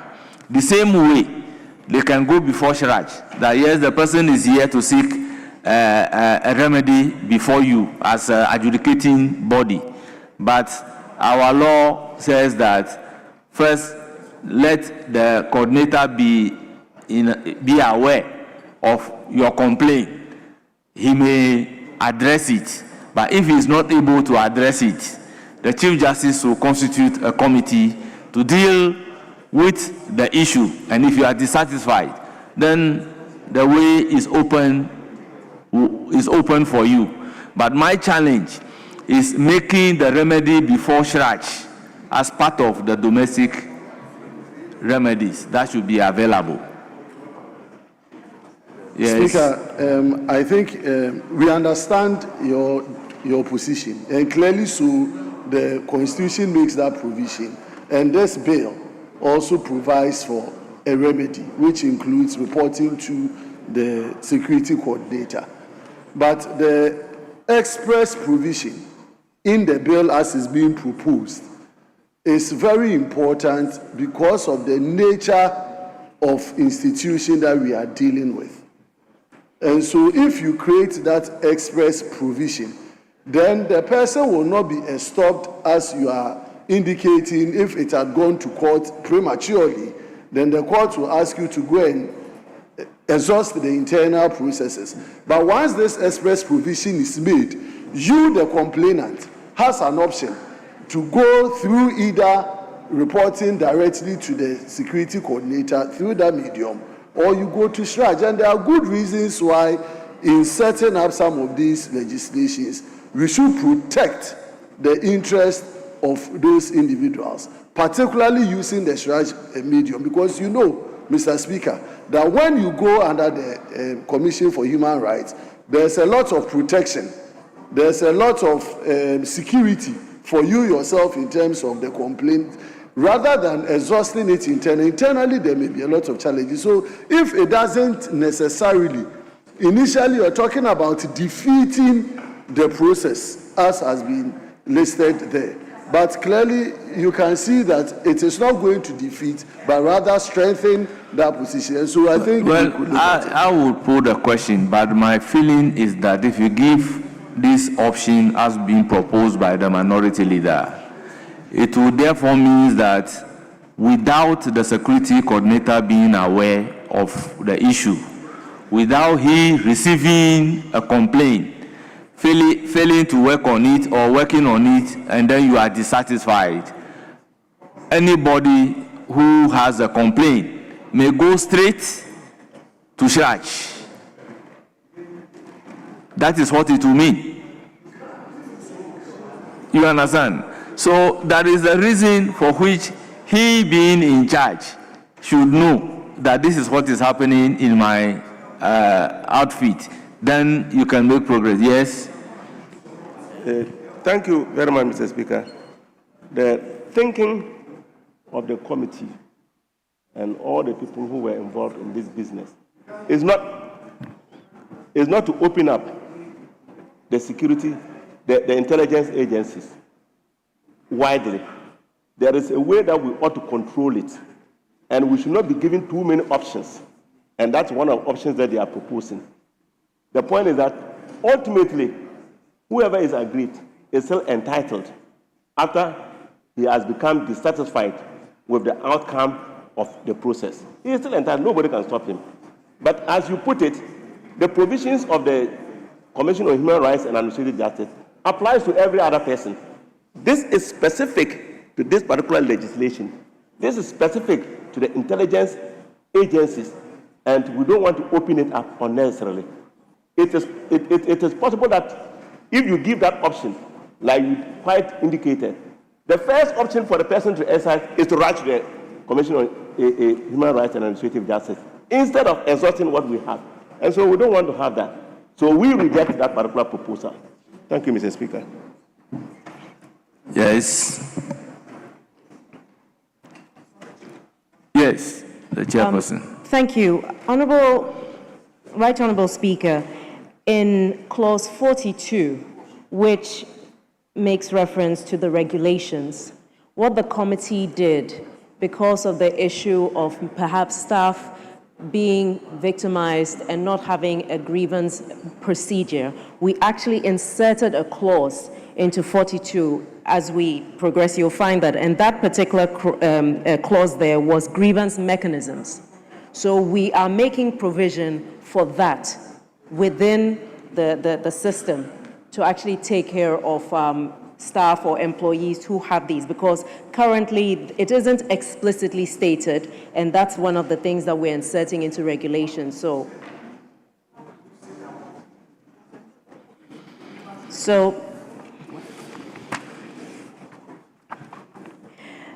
regulations, I'll just read out what it says.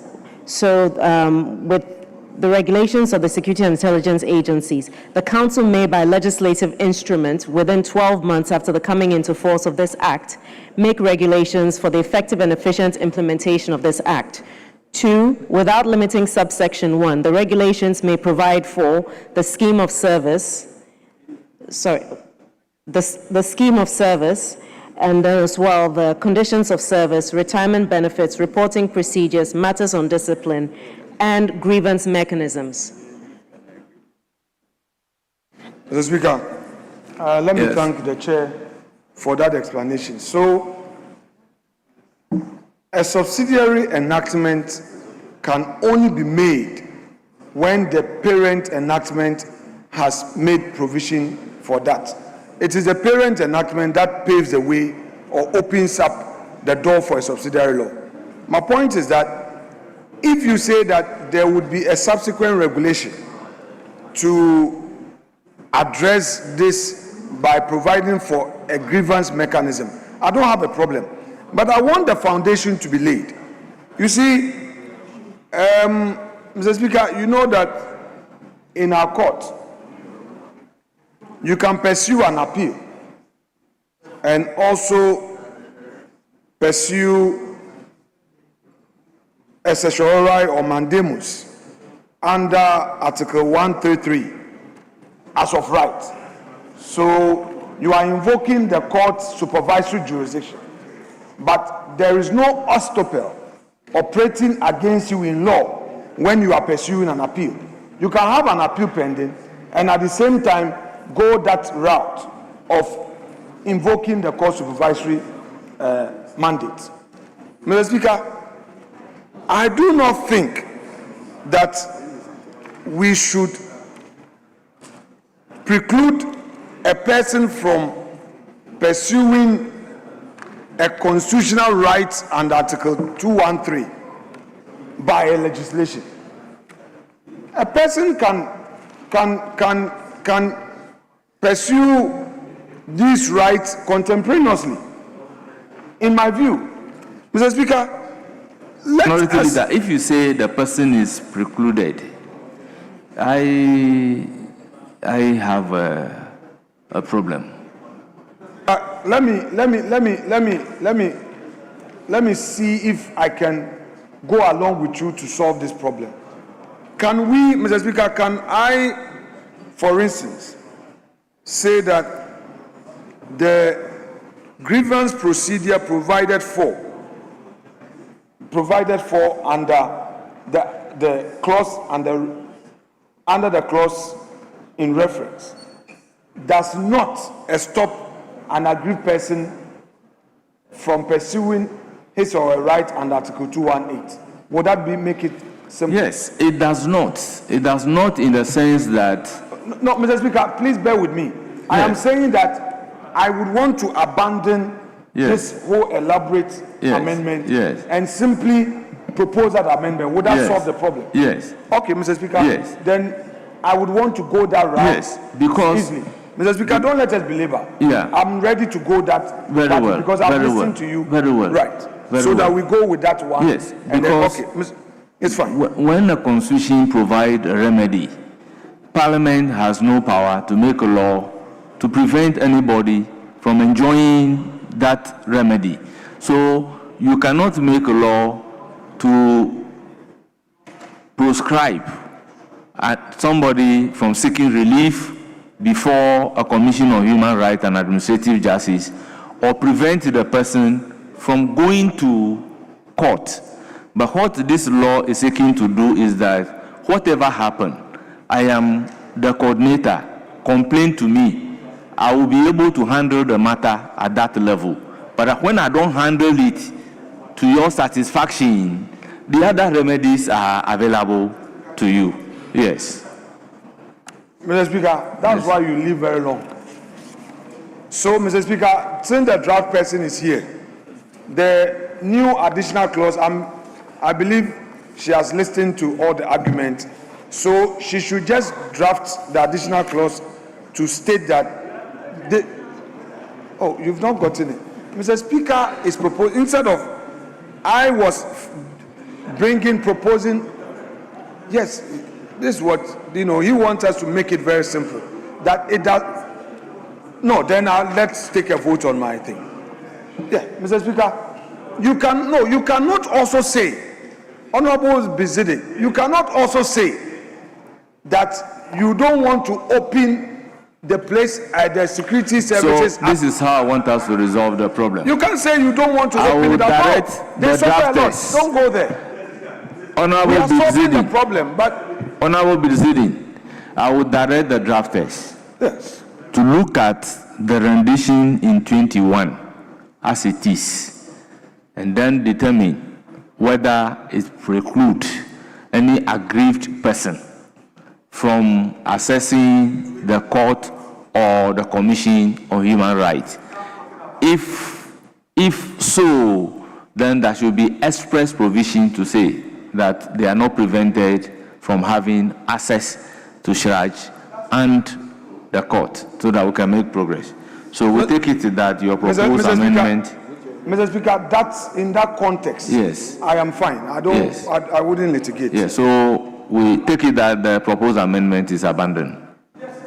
Very well. Very well. Mr. Speaker, with this enrichment, I don't think it solves the same problem. Yes. So I wouldn't pursue it. Yes. I'll put a question on entire clause 21. As many as are in favor, say aye.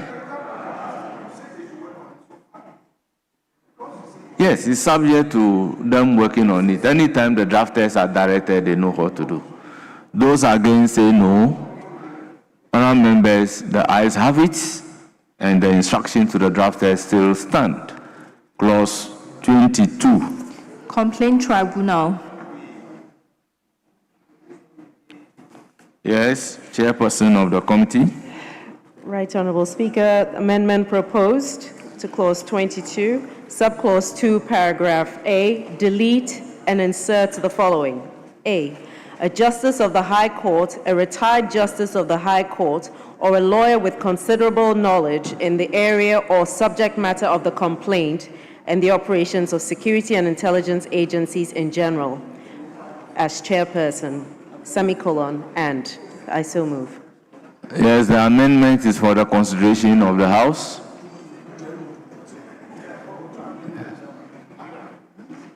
Any further amendment? In the absence of any further amendment, I'll put a question on the chairperson's amendment. Those in favor say aye. Those against say no. The ayes have it. The proposed amendment by the chairperson of the committee to clause 22 is ordered to stand part of the bill. Now I'll put a question on the entire clause 22. As many as are in favor of clause 22 as amended standing part of the bill say aye. Those against say no. The ayes have it. Clause 22 as no. Chairperson, you have to take the amendment. This is 23. Clause 22 as amended is ordered to stand part of the bill. Clause 23. Examination of complaint. Chairperson of the committee. VII. The committee has no amendments, Mr. Speaker. Very well. Jerry Ahmed Shaib, this is your proposed amendment. Minority Leader said you will be moving it.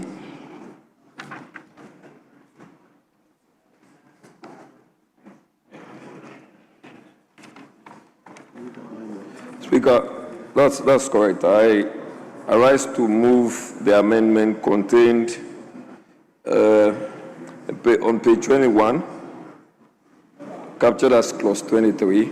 And Speaker, the amendment proposes as follows. Subclause 2, paragraph C, delete and insert the following. The tribunal determines that hearing the complaint in full would pose a real and demonstrable risk to national security, in which case the tribunal shall consider alternative protective procedures. Speaker, I so move. Chairperson, what do you say to this amendment? This proposed amendment? Right, Honorable Speaker, we're not opposed to this amendment. Yes, it is for the consideration of the House.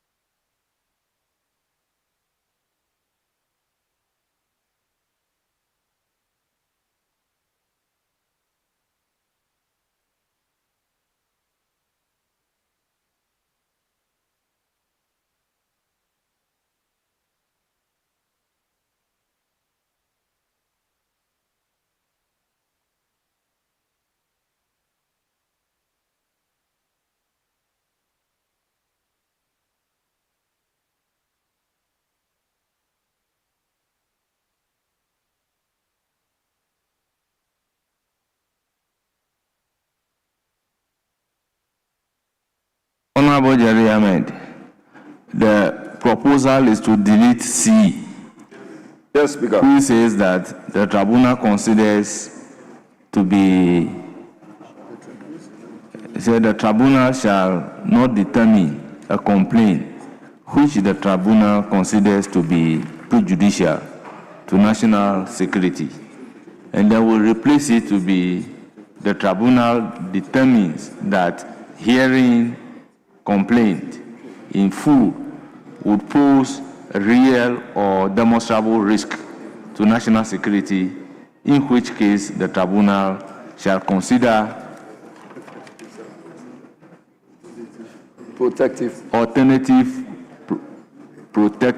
procedures. Yes. So the tribunal will have to hear the matter in parts. Speaker, I'm not clear on what you mean by the tribunal will have to hear the matter in part. The rendition, the current rendition in Yes. C, yes, is saying that the tribunal shall not determine a complaint which the tribunal considers to be prejudicial to national security. And you are asking that this should be deleted. And then we insert the following. Then the following will read, the tribunal shall not determine a complaint which the tribunal determines that hearing the complaint in full. Speaker, it says the tribunal determines. Yes. But you said shall not. It says the tribunal determines that hearing the complaint in full would pose a real and demonstrable risk to national security. Yes. And so it goes on. That's why I'm asking. So by this, the tribunal can hear the matter in parts. That is so. That is the problem that I have. Because if the tribunal, if the matter poses a danger to national security, why would even the tribunal hear the matter in parts? Speaker, but by hearing in part, that is how you would understand that it poses a threat to national security. But if you don't start, how do you even come to a certain realization? Mr. Speaker, the determines that is employed here. It's not about hearing. It's about a prima facie determination sort of assessment. You review the brief, the complaint. Yeah, so you are employing determines here in the sense that there will be a hearing, a part hearing of the matter.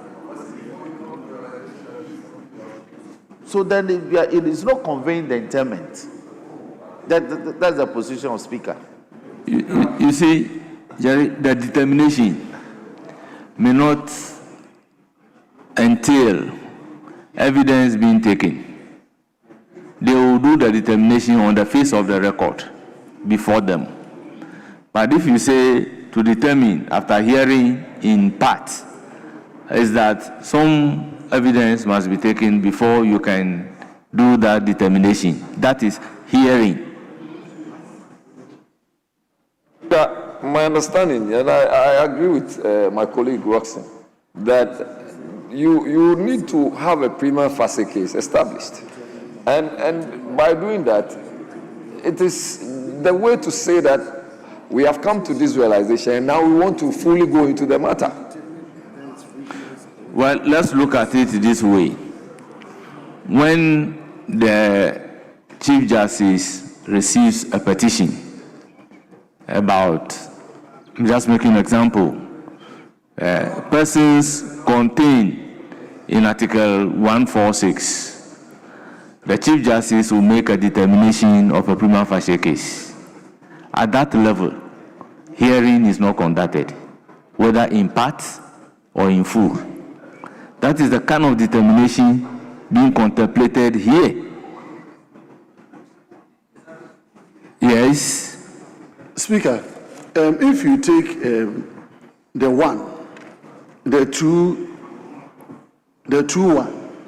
23(1), it says the tribunal shall examine and determine a complaint referred to the tribunal by the Chief Justice within 30 days after receipt of the complaint. So it means that the tribunal is to make a determination of the matter submitted within 30 days. When you come to the 2, it is giving us under which grounds the tribunal shall not determine a complaint. A, B, and C. The lacuna here is that in 1, the tribunal is to make a determination of the matter, whilst in the 2, the tribunal is establishing whether they even have to proceed to complete the investigation.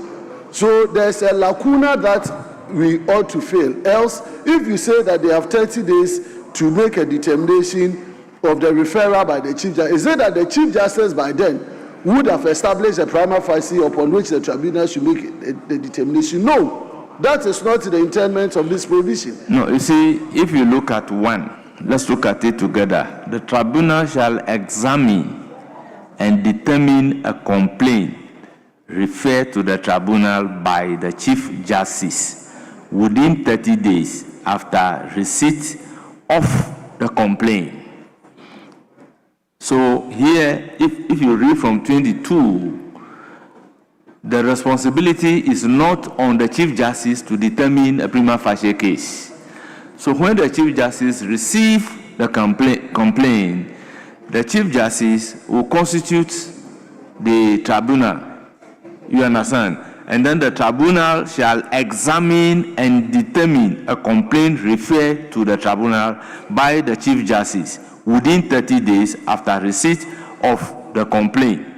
Now, 2 seems to be a proviso. Notwithstanding 1, the tribunal shall not determine a complaint which the tribunal considers frivolous, vexatious, or is not made in good faith.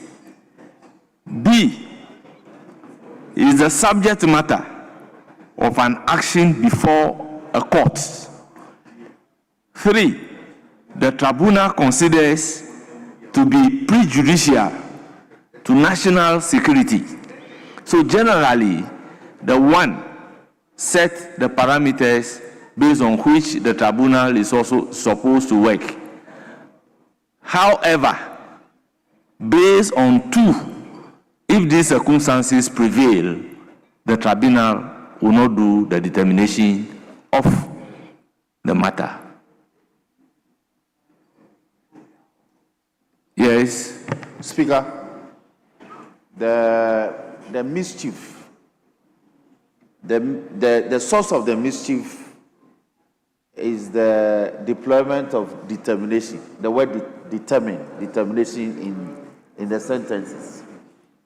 So we must use another word to convey the intent of the House. So, Speaker, like you read, So, Speaker, like you read, in 23:1, the tribunal has been given a time frame to hear complaints and bring a report, like we do for committees. So, referral is made. Then Speaker says you have 2 weeks within which to consider the referral and report. That is the kind of language deployed here. But the word determine means a lot. It entails hearing, it entails assessment.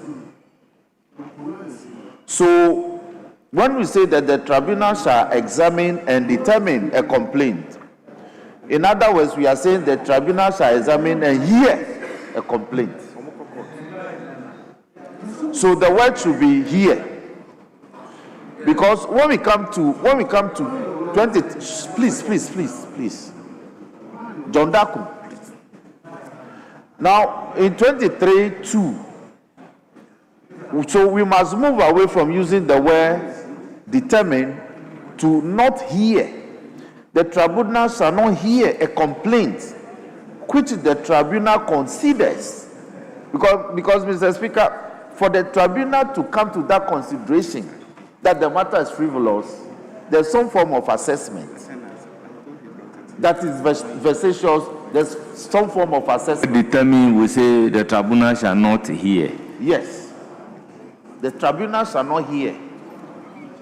The tribunal shall not examine and hear a complaint referred to the tribunal by the Chief Justice within 30 days after receipt of the complaint.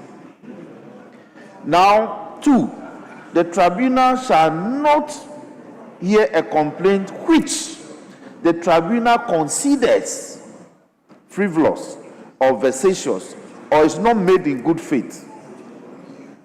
B, is the subject matter of an action before a court. Then C, so with the amendment that's been proposed for C, it becomes easy. Honourable members, let me use my personal case Yes. that Siraj has ruled on recently. Okay. There was publications in social media that have not filed my statutory declaration. And then asset declaration. And then one Asari, something, proceeded to Siraj that based on evidence, I have not filed my assets declaration. Now, attached to the evidence was a search at audit service. And the search has revealed that I indeed filed a statutory declaration. And the date on which I filed the statutory declaration was indicated. So, Siraj, in making the determination of the matter, determined so on the face of the record and came to a conclusion that the action against me is frivolous and vexatious, because you cannot bring an action based on evidence that the person did not file a statutory declaration, yet the evidence, assets declaration, yet the evidence is showing that the person has filed asset declaration. Then the next round is that I should have filed another one when I became a board member, a board chairman of State Insurance Company. And Siraj is of the view that the essence of filing a statutory declaration is for your assets declaration, is for your assets to be determined at the point you are occupying the political position. And then at the point you are leaving, whether what you have been able to acquire for the period is commensurate with your earning. So it doesn't mean that for every public position that you are appointed, you should file a statutory assets declaration. So for instance, when you are a member of parliament, you have to file assets declaration. When you become first deputy speaker, you have to file assets declaration. When they give you another political position, you have to file assets declaration. So the conclusion was that audit service will be inundated with assets declaration if that is what we have to go by. So without taking evidence on the face of the record, they were able to determine that the action is frivolous and vexatious. This is what we are contemplating here, that they can make that particular determination without necessarily conducting a hearing. So if you avoid the use of determine, then we will be causing more harm than good. That's why B is saying that, for instance, if you have received the complaint and it turns out that the complaint is subject matter pending before a court of competent jurisdiction, so you make that particular determination that yes, the matter is before court of competent jurisdiction. So that is the end of it. The tribunal will not proceed with the matter. They will make that determination. If, considering the issue before them, it is frivolous or vexatious or is not made in good faith, they will make that determination, and that is the end of the matter. So it is serving as a condition based on which the tribunal will not proceed with hearing of the matter, but will make that determination. But they will actually make that determination that the matter is frivolous, is vexatious. The matter is pending before a court of competent jurisdiction, or the matter will be prejudicial to national security. They will make that determination. Yes. I think I totally agree with you. And Speaker, that is why this rendition sits well with even all the explanation you have given. Because with this, the moment there is a determination of a prima facie case, then there won't be the need to proceed to hear further. And that is the understanding I get even from this. That okay, so then we have to delete in full, because the meaning that I can place on in full is that it can be in part. Speaker, that I agree. That I agree.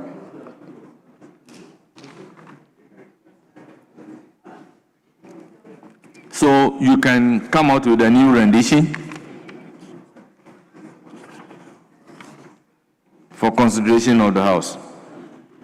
Speaker, the proposal is to have it that the tribunal determines that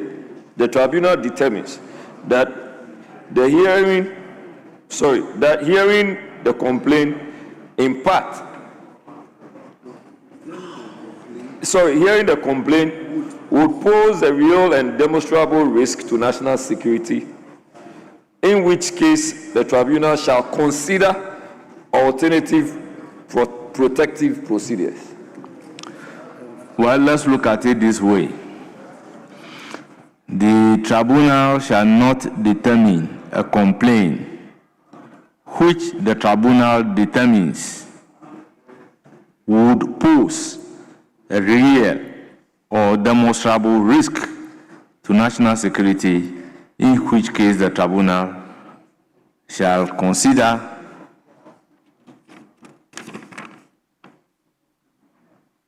alternative protective procedures.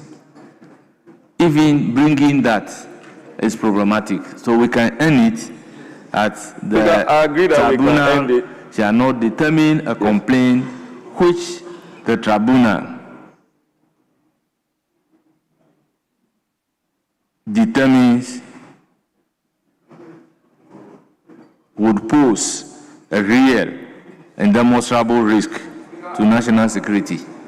I think that we should capture it as a real and or, I don't know, it can't be conjunctive in that manner. It can't be. A real and or. Speaker, you are the main draftsman, so yes, that's why I'm comfortable with the old rendition, that the tribunal considers to be prejudicial to national security, so that we can avoid the use of real or demonstrable, because it must be prejudicial to national security. It's the same sense that we are trying to capture, but the way we are going about it, that is what is bringing the problem. So, I think I will defer to you on this. I think that the real and demonstrable, there is an advantage. The added advantage is that it goes beyond just prejudices. That it is demonstrable, rather than just thinking that it's a prejudice. Speaker, that is the only departure from yours. It's the same tribunal that will determine the demonstrability or... Yes, Honorable Speaker, to establish real or demonstrable, what's the phrase? Yes, real or demonstrable. You must lead evidence. You must lead evidence. So you are taking us into another realm. But prejudicial is a term of art. It's pretty defined. Everybody knows what prejudicial means. You understand? So I believe that the use of prejudicial conveys the intent of the House in a much better way in terms of the amendment that you are proposing than to say that it's demonstrable. Demonstrable means what are the levels? Some evidence must be led. And once you are leading evidence, it must be recanted. It convolutes the process. But once it's prejudicial, it's pretty straightforward. That determination is easy to be made.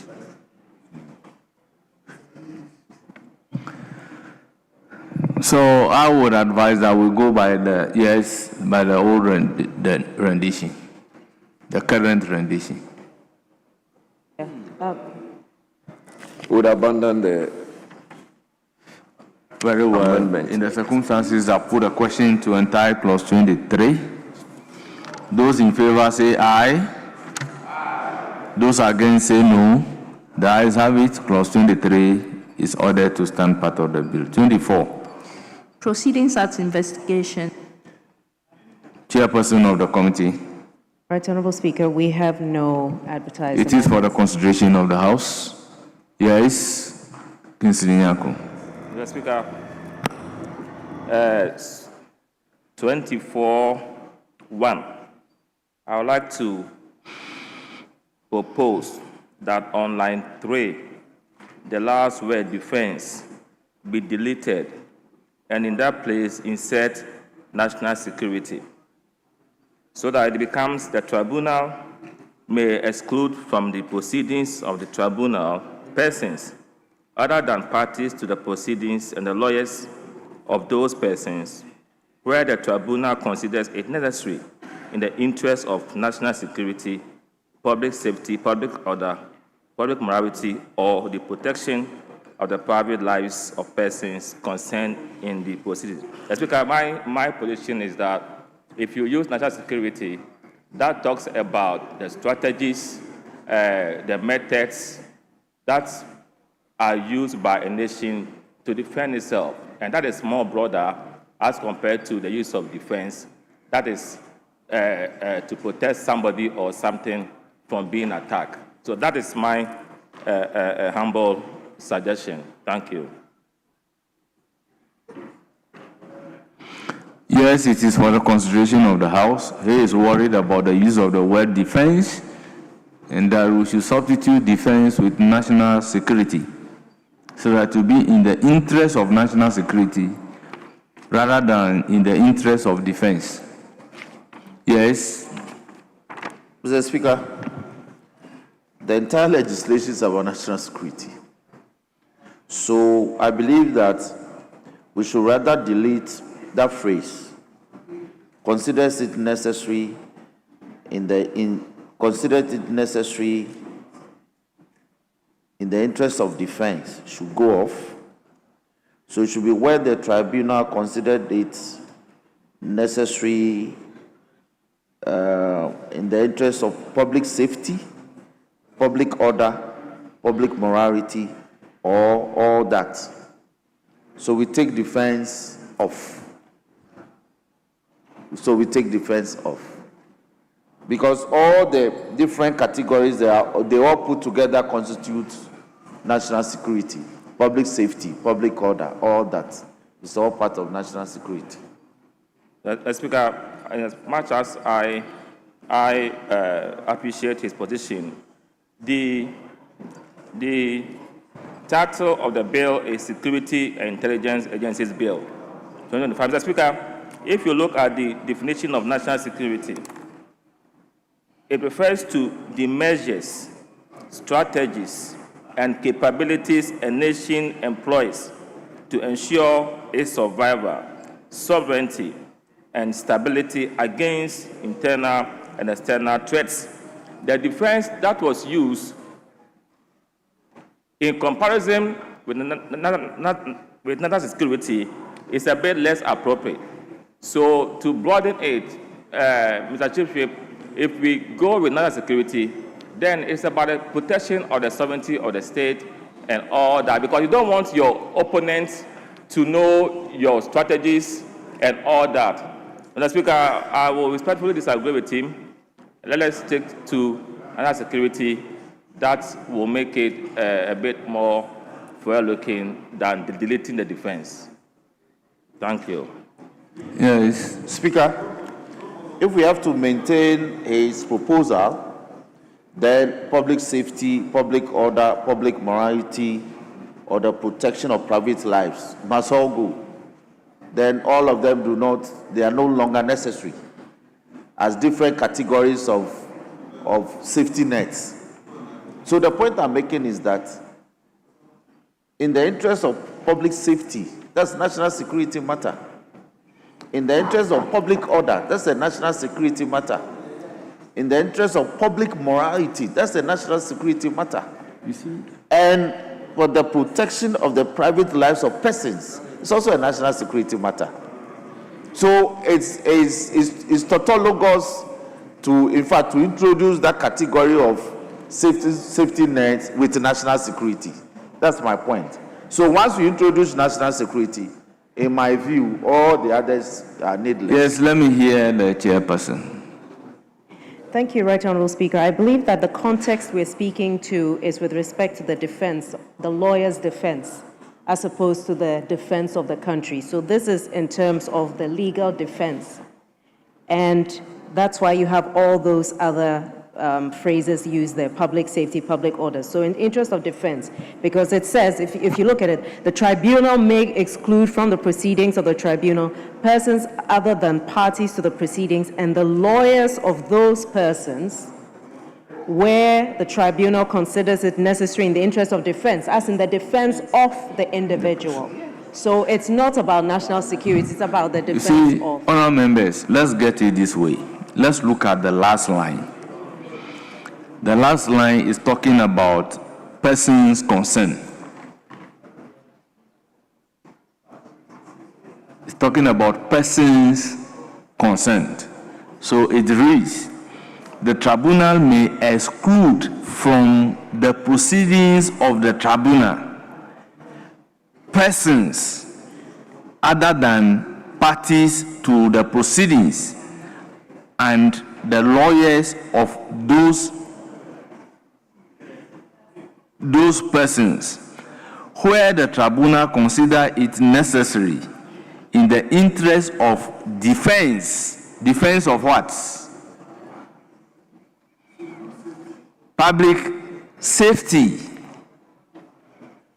public order, public morality, or the protection of the private life of persons concerned in the proceedings. Yes. Mr. Speaker, from the context of the chairperson to the committee, yes, the intention now is clear that it's referring to the person concerned. But if you say defense, in the interest of defense, it's very difficult to appreciate. Why are you not using safety? Because the defense here, if I understand the context, you are thinking about the personal safety of the, yes, so if you want to make it, yeah, then I think we have to replace the defense there with the safety. Or very well. Honourable members, can we consider deleting defense in its entirety so that it will be in the interest of public safety, public order, public morality, or the protection of the life of persons concerned in the proceedings? Because public safety, public order, public morality are all matters of national interest. Yes, Speaker, I don't dramatically oppose you on that score, but I'm sure that the defense was put there intentionally. So why do you exclude such persons? Probably you don't want them to know the security architecture of that country if that is what is being considered. That is the essence. However, if you look at the definition of defense, it is the act of protecting someone or something against attack, danger, or injury. My bone of contention is that the choice of defense, if we delete it, fine. However, national security and public safety and public order are not exact, are not the same, though they could be national security issues. So I still maintain that national security in this But context. your initial proposal is to delete defense No, my and initial replace it with in the interest of national security. Is that not Yes. what you are proposing? That, So do you still stand by that proposal? I think I'm convinced about that position. Then I'm convinced about that position. So you are first proposing that defense should be deleted. Yeah. And now they agree with you that the defense should be deleted. But if you are going to say in the interest of national security, then we should do away with public safety, public order, public morality, or the protection of the private life of persons concerned in the proceedings. And then we end it within the interest of the national security, because national security will embody all this. In other words, to leave all this word, then we have to do away with in the interest of defense. And then we make it in the interest of public safety, public order, and then all those words will again come. You know, when it comes to matters of legislation, I'll always yield to you. So, in your superior judgment, and as Majority Chief earlier suggested, then the defense must go so that we have our peace. Isn't it? Isn't it? Thank you, Mr. Speaker. Yeah, so the new rendition will be the tribunal may exclude from the proceedings of the tribunal persons other than parties to the proceedings and the lawyers of those persons where the tribunal considered it necessary in the interest of public safety, public order, public morality, or the protection of the private life of persons concerned in the proceedings. I'll put a question. As many as are in favor, say aye. As many as are in favor, say aye. Those against, say no. Honourable members, the ayes have it. The proposed amendment is ordered to stand part of the bill. I will then put a question on the entire clause 24. As many as are in favor of clause 24 standing part of the bill, say aye. Those against, say no. Honourable members, the ayes have it. Clause 24 is ordered to stand part of the bill. Clause 25. Notification to the National Security Coordinator or Director General. Chairperson of the committee.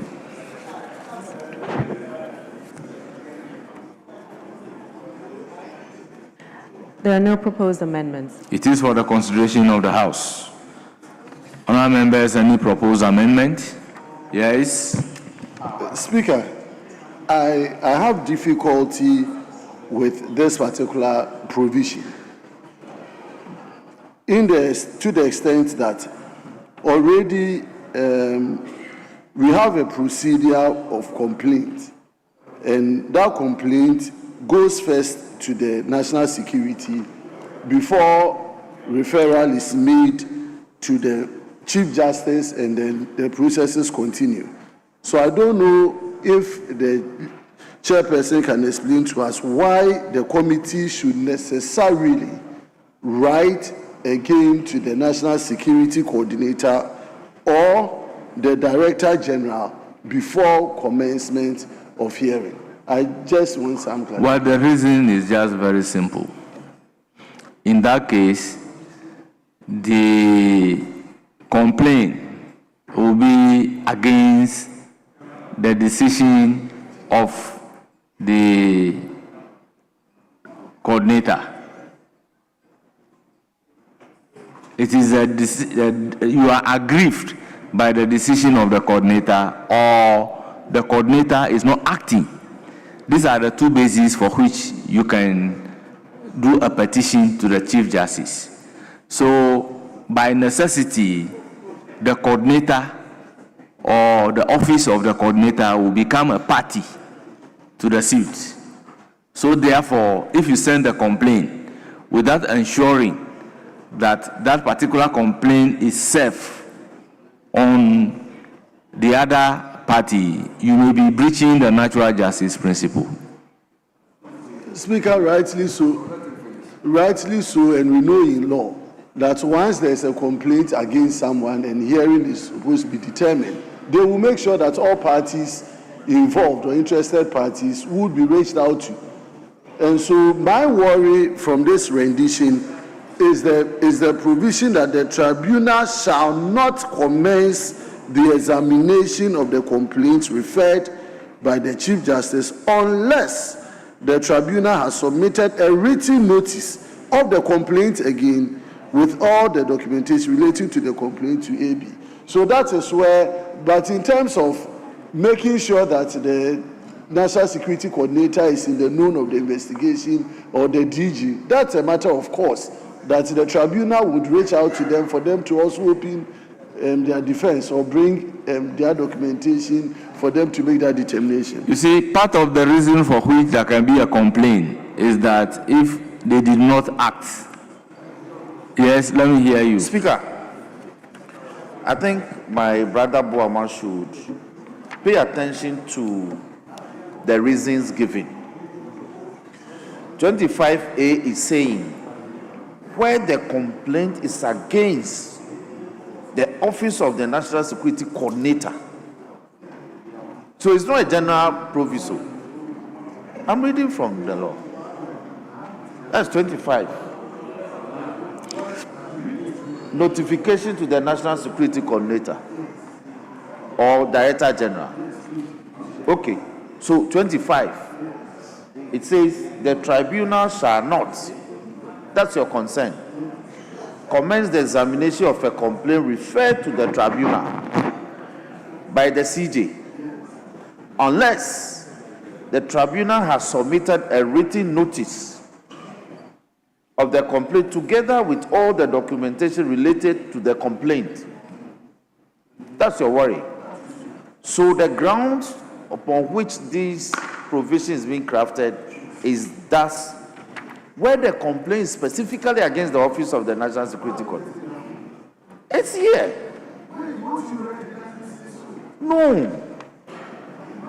Wait, what document do you have? 25A. When you read, 25 is in with all A the and B. documentation related to the complaint to A, there's an A. So it's not a hanging provision. So it says that where the complaint is specifically against the Office of the National Security Coordinator, you must notify him before you commence. Hold on.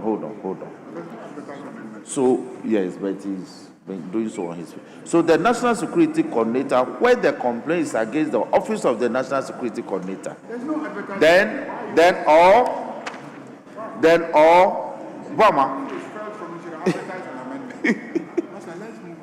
or the Director General, where the complaint is against an internal or external intelligence agency.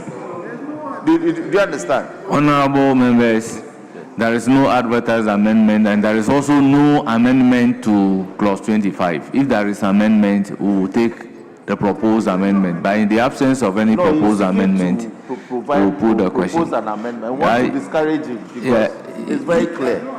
The provision is very clear. As many as are in favor of clause 25 standing part of the bill, say aye. Those against say no. The ayes have it. Clause 25 is ordered to stand part of the bill. Clause 26. Representation before tribunal. Yes, chairperson of the committee first. There's no proposed amendment. Yes, it's for the consideration. I saw Onyina Champong. You have a proposed amendment?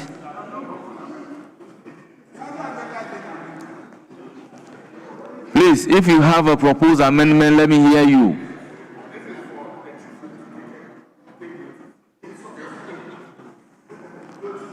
Chief Whip, there's no proposed amendment. There's proposed request. Yes. All those in favor of clause 26 standing part of the bill say aye. Those against say no. The ayes have it. Clause 26 is ordered to stand part of the bill. Clause 27. Decision of the tribunal. Chairperson of the committee. There's no proposed amendment for 25. It is for the consideration of the House. I'll put a question. All those in favor of clause 27 standing part of the bill say aye. Those against say no. Honourable members, the ayes have it. Clause 27 is ordered to stand part of the bill. Clause 28. Appeal to the Court of Appeal. We have no proposed amendment for 28. Yes. It's for the consideration of the House. I'll put a question. Those in favor say aye. Those against say no. The ayes have it. Clause 28 is ordered to stand part of the bill. Clause 29. Application for warrant. Chairperson of the committee. No proposed amendment. It is for the consideration of the House. I'll put a question. As many as are in favor say aye. Those against say no. The ayes have it. Clause 29 is ordered to stand part of the bill. Clause 30. Matters to be specified in application for warrant. Chairperson of the committee. No proposed amendment. It is for the consideration of the House. I'll put a question. As many as in favor of clause 30 standing part of the bill say aye. Those against say no. The ayes have it. Clause 30 is ordered to stand part of the bill. Clause 31. Effect of warrant. Chairperson of the committee. Clause 31 amendment proposed. Delete and insert the following. Effect of a warrant. 31. A warrant issued under this act shall authorize a person and a class of persons specified in the warrant to exercise the powers specified in the warrant for the purpose of intercepting communication, obtaining information, a record, a document, or a thing of the type specified in the warrant, and B, any other person to provide assistance to the person exercising the powers specified in the warrant if the person required to provide assistance believes, on reasonable grounds, that the person exercising the powers specified in the warrant is doing so in accordance with a warrant. I so move. It is for the consideration of the House. Honourable members, any further amendment? Yes. Speaker, thank you very much. Speaker, I make this amendment on behalf of Osain Alexander Kwamina. No, I have to put a question on this one. Sorry, I thought you had. So I'll put a question. As many as are in favor of the proposed amendment by the chairperson of the committee to clause 31 say aye. Those against say no. The ayes have it. The proposed amendment is ordered to stand part of the bill. Now you can go to X. X. Yes, Speaker, thank you very much. Speaker, I rise to move this amendment on behalf of Alexander Kwamina Afenyo Makinda Osayin. Speaker, and the amendment is contained on page 22. It says that the amendment proposes as follows. Add the following new subclause. And it is a warrant authorizing interception shall be subject to review by the issuing judge every 30 days and shall lapse unless renewed upon demonstration of continuing necessity. Second quote. Honourable members, it is for the consideration of the House. Yes. Okay. Instead of 30 days, I believe that we should do 45 days. No, yes, because it takes a lot of logistical support to effect such warrants. So the frequency should be sparing. So, Speaker, instead of 30 days, 45 days should do. Well, honourable members, what is the necessity of having the warrant reviewed? What is a warrant in the first place? The warrant gives you the permission to, pardon? Yes. Speaker, this is a warrant for interception. So it's a specific warrant. And if care is not taken, it will be unduly utilized. So you are keeping it or you are using it for a certain purpose within a certain period. And it could also be defective. or could also be used for other purposes if it is indefinitely kept. So there is the need for us to review same over a period. So periodically, so that we come to a certain realization whether or not it's still needed, or even if it has to be extended. And Speaker, that's the essence.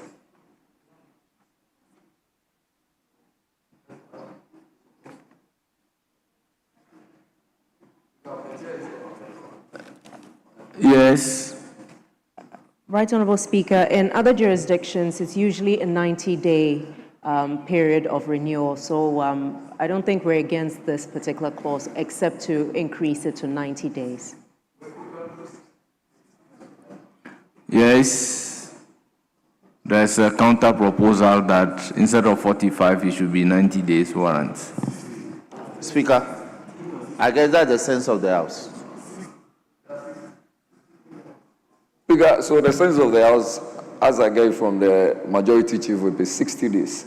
Even the chairperson agrees. And Madam Chairperson agrees. And I have taken judicial notice that the minister also agrees. Yes, Minister.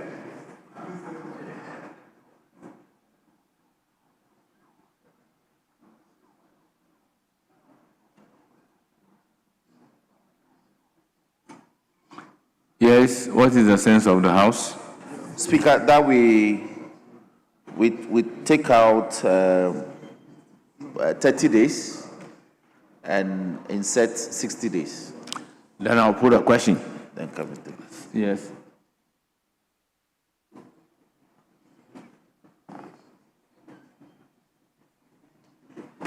The draft.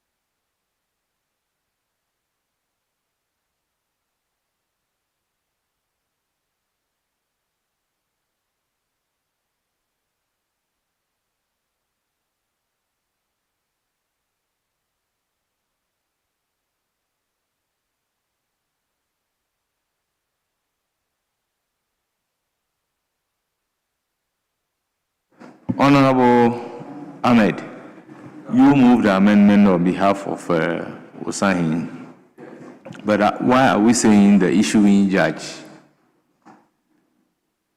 Because, for instance, if a judge has granted warrant and within the 60 days or the 90 days, the judge is gone on course, he or she is the issuing judge, is not available. Does it mean a judge of coordinate jurisdiction cannot review it? You see, that is why the law still is in your bosom. I agree that the Speaker is very well versed. I agree that there could be complications when we are only dealing with the issuing judge, because the example you gave is sacrosanct. It makes a lot of sense. So, Speaker, we can depart from the word the issuing judge and make it open. And I seek your guidance on that one.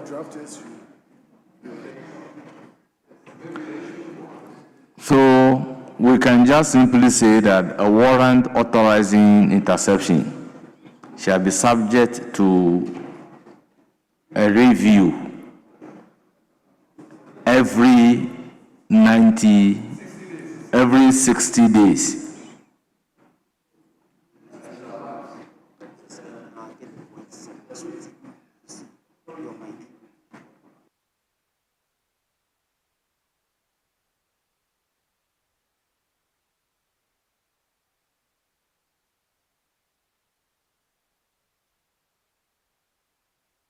Now, another thing that we should look at is that if you look at 31, it's not only talking about interception. So by the proposed rendition, it is only a warrant in respect of interception that will be renewed, but others will not be renewed. Okay, if that is the sense of the House, then we have to say a warrant authorizing interception shall be, let's say a warrant authorizing interception shall lapse after 60 days unless renewed upon demonstration of continuing necessity. Speaker, it means that we are taking the issue of review out, which I also think is critical. Yes, because a warrant authorizing interception shall be subject to review by the issuing court 90 days and shall lapse, 60 days and shall lapse unless renewed upon demonstration of continuing necessity. No, let's give the time period within which the warrant will be valid. Then you can subject it to unless reviewed. Very well. So, Speaker, your rendition is good, but we need to indicate the authority to do the renewal. So it should be upon an application. So we take away upon demonstration of continuing necessity. All those is convoluted. Upon application. Yes, upon application. That I agree with my colleague. It doesn't make it tautologous.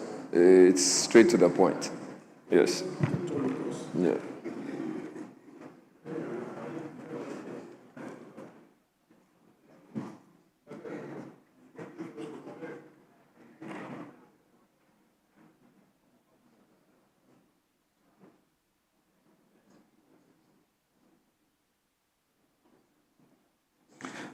So the new rendition, a warrant authorizing interception shall be valid for 60 days and renewable upon application.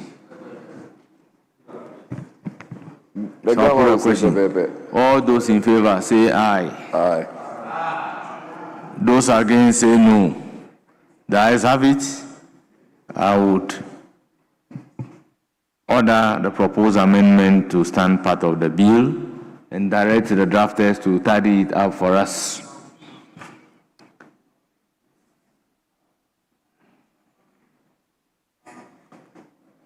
Now, we move amendment XI, also standing in the name of Alexander Kwamena Afanyo Maki. Speaker, I still take this amendment proposal made by the Osain Alexander Kwamena Afanyo Maki. Speaker, and this is captured on page 22. And it reads, the amendment proposed, add the following new clause after clause 31 to read, where a warrant expires and no prosecution is initiated within 12 months, the person whose communication was intercepted shall be notified unless a court orders otherwise on national security grounds. Speaker, the 2 also says that information obtained under a warrant which is not relevant to a national security threat shall be destroyed within a period prescribed by regulations. Speaker, these are the amendments proposed. Honorable Member, the first question for you to answer is that we have a statute of limitation that deals with issues of this nature. And we normally say that a crime cannot be a statute bad. So why are you proposing the first rendition in the first place. Speaker, so what would be your instruction on this? Is that to say that we should abandon the first? Because the statute of Yes, limitation I understand would have taken care of the period within which to bring action against the person. And crime is not statute barred. The crime cannot be a statute barred. Yes. Speaker, but beyond that, would the two not hold?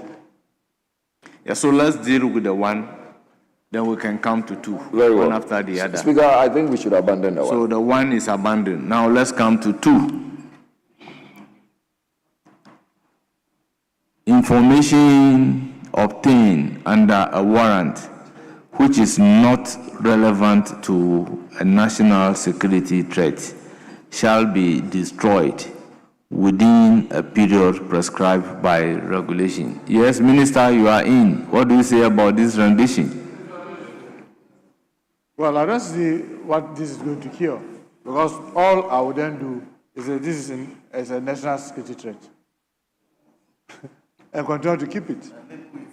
So, and label it so. But because, Mr. Speaker, as my colleagues may know, you may pick information today that may not be complete. So for it not being complete today looks like it's not a relevant information. Then tomorrow you pick other piece.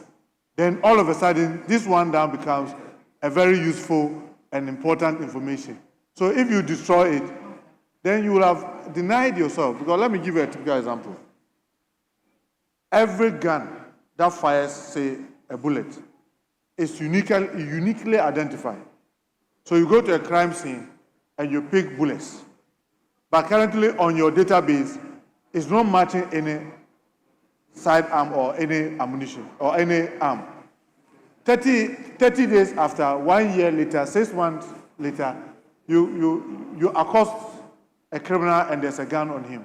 You go and run that gun on your data system and it begins to link the bullets that you picked 6 months ago, 1 year ago, that you couldn't link it to any gun, to this very gun that is now found on that person. So I'll give you a true example. About 3 or 6 months ago, someone was killed, a Kusasi chief was killed in Aswasi. Interestingly, an operation happened just last week in another part of Kumasi, Bekwai, only to realize that they are now being linked. So if you say we should destroy it because today it doesn't look relevant, it may be relevant tomorrow. That is why those information are usually not destroyed unless when it becomes very necessary. So I want to plead with the proposed amendment that, look, in the best national interest, you don't even need to put this, because what I'll simply do as the minister responsible will tell you that, okay, this is a national security threat, and therefore I want to keep it.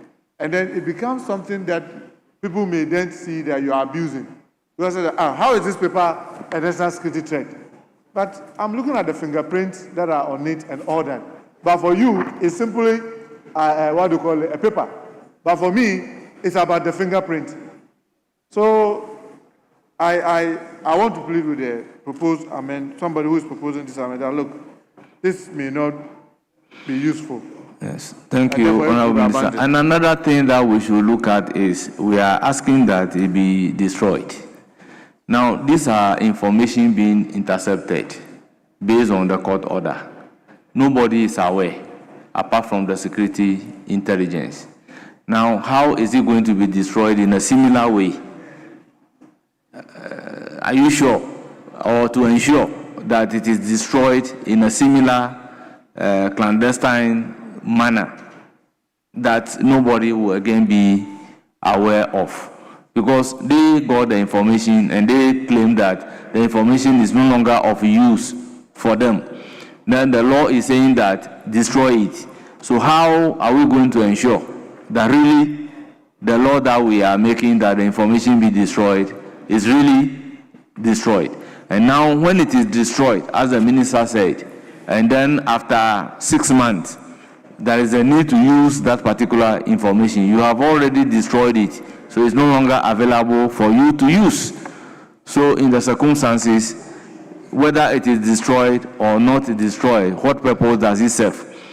Because once the information is no longer relevant, nobody will be arrested based on that information.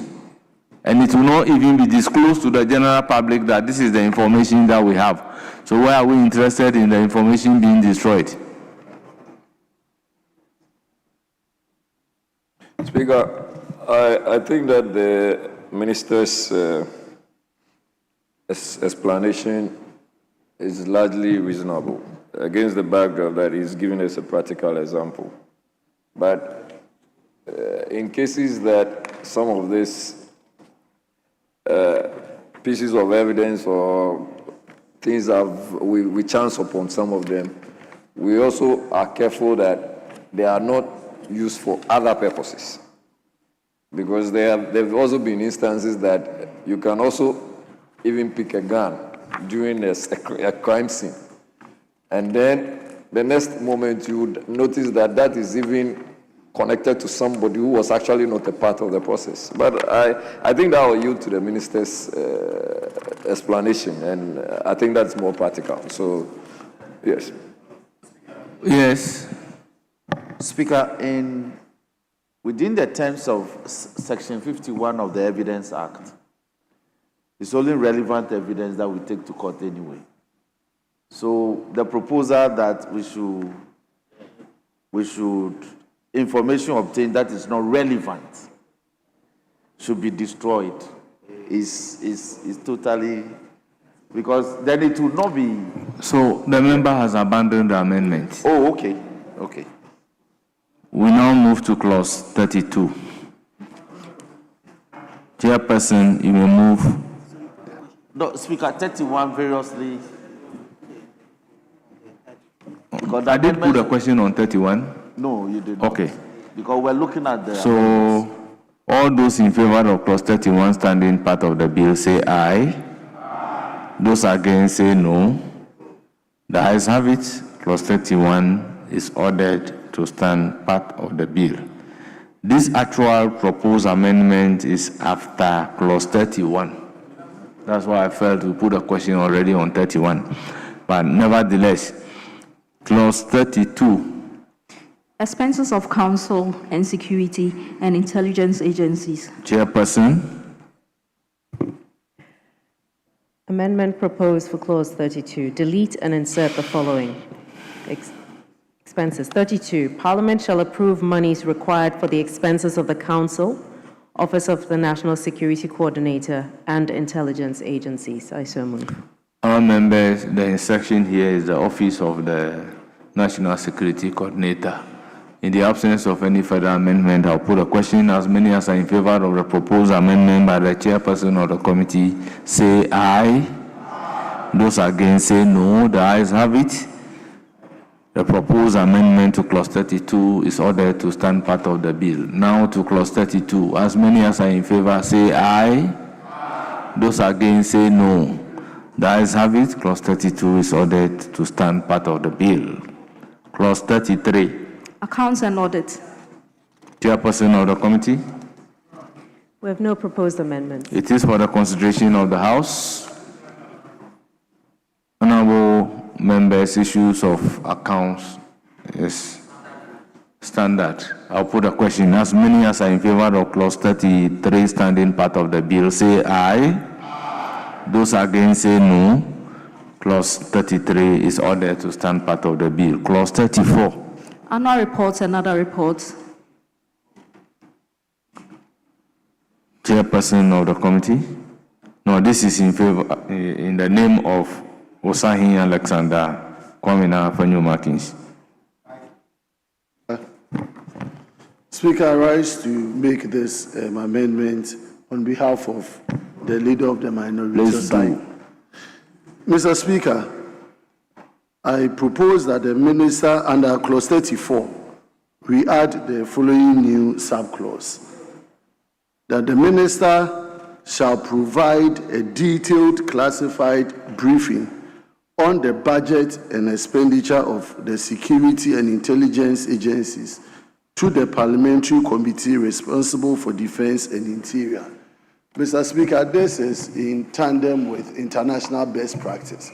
If you go to any jurisdiction where we take if you go to other jurisdictions where we take these issues very seriously, it is important that at least the parliamentary committee responsible for defense and interior are seized with a detailed expenditure of budget approved. And for that reason, Mr. Speaker, I move this amendment. Thank you. Yes. Right, Honourable Speaker, the committee is not the Defence and Interior, if that's what he's proposing. It's Security and Intelligence Committee. Yes, very well so. So I don't think it harms much to replace Defence and Interior into Security and Intelligence. And so it still stands in terms of the proposal I'm making. Yes, Honorable Woma. Yes, Speaker. You have been in this house and budgets have been approved. Is that not so? That is so, Mr. Speaker. And monies have been approved by Parliament. So is there any law such as this to say that Parliament shall approve money required for expenses of the council or expenses of any institution? Speaker, I believe that when it comes to the minister shall provide a detailed classified briefing on the budget and expenditure of the security and intelligence agencies to the parliamentary committee responsible for defense and interior. Is there any law, have you made any law of that nature before you exercise your oversight? Not necessarily, but because when it comes to expenditure of national security, there are always instances where in briefing parliamentary committees, and I stand to be corrected in this matter, there are many budgetary expenditures which are kept without detailed provision under the auspices that this is national security. Another question that you have to answer is that who determines whether the briefing is in detail or it is not in detail? And if it is not in detail, what happened? So, Mr. Speaker, I believe that when you talk about detailed expenditure, clearly it means that you have to explain deeper than ordinarily the heads that you would. And it's very clear. If you go to any committee level, leader, I'll come to you. Let me have my bite. If you go to any committee meeting and then budgetary details are being provided, there are certain heads that if you make this provision, the minister, and this national security. Which committee do you belong? Speaker, I didn't hear that. Committee that you belong. Just for the purposes of example. I'm on the Finance and then Environment Committee. And so, Finance and Environment Committee. If Ministry of Environment brings their budget, what do you do? Speaker, I don't think... is there any law of this nature before Speaker, you do what you are supposed to do? But you know, that's why I said this bill that we are passing relates to... The Speaker is engaging me, so let me have my... He has not caught his eye. Speaker has not found you. Yes. Speaker, I was trying to draw my brother's attention to Order 258 of our standing orders, which has the Order 258, yes, which mandates the Committee on Security and Intelligence.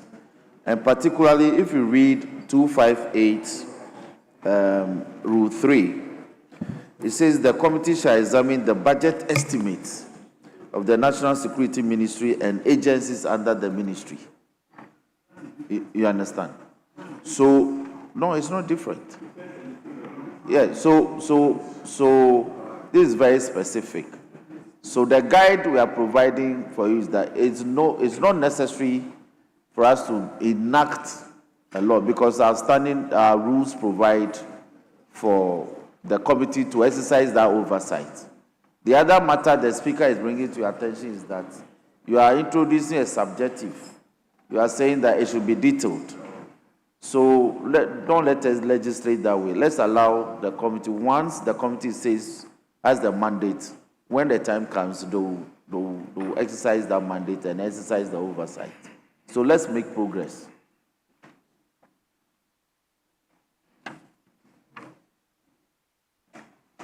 Yes, thank you very much, Speaker. Speaker, I read carefully Order 258 and referencing what Chief Whip indicated. Yes, the committee shall examine the budget estimate, and we know the budget estimate, of course, includes what you intended to spend and what you spent the receipt on. But the reason why this proposal is being made, specifically in respect of national security, is the way and manner that details of the expenditure are not readily made. And that's why I said, I'm taking this from briefings I have. I'm not saying that is wholly true or false, but from my briefing, my intelligence, it suggests that there are a lot of expenditure that are not made readily available to the committee in detail. And so when you make this provision in this bill, then the committee, and Speaker, this is Committee of Parliament, your committee, and your committee in passing, they should be interested in knowing the exact detailed budgetary expenditure made. So, Speaker, this is to protect us as a house. It is to protect you and to protect your committee. If the Office of the Special Prosecutor brings a budget, the Office of the National Security Coordinator also brings a budget. Now, in the Special Prosecutors Act, this provision is not there. In the Office of the Special Prosecutor, this provision is here. Does it mean the Office of the Special Prosecutor's budget will not be treated by the committee in the same way that that of the... You see, so certain amendment brings problem.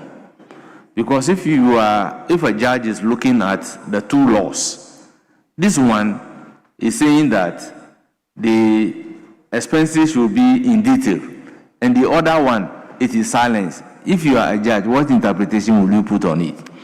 We don't need this particular legislation to be able to exercise our oversight. The exercise of our oversight is regulated by our own standing order. So how can we be inflicting this injury on ourselves? So, Speaker, I believe that these discussions are also on record. Hansard is capturing, and it is giving the intendment of us lawmakers. For me, if you insist, I'll put a question on it. No, before you put the question, and I would be very happy if you put the question, Speaker. But what I'm saying is that with this engagement, it is clear Hansard is capturing, so that tomorrow, when the committee, your committee, is asking for details of expenditure, they will be guided accordingly. So, with that, my say, Mr. Yes, Speaker. in all the institutions that has been coming before the Finance Committee, most of them are governed by an act of parliament. Where have you seen this rendition in their respective laws? But yet you exercise the oversight. Yes, let me hear from the Deputy Whip. Mr. Speaker, Honorable Amai is a member of my committee.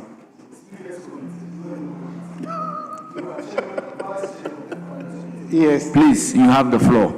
He's put me there to manage you guys at the committee level. Mr. Speaker, every year or mid-year, the agencies or the ministry will present their budget to the committee.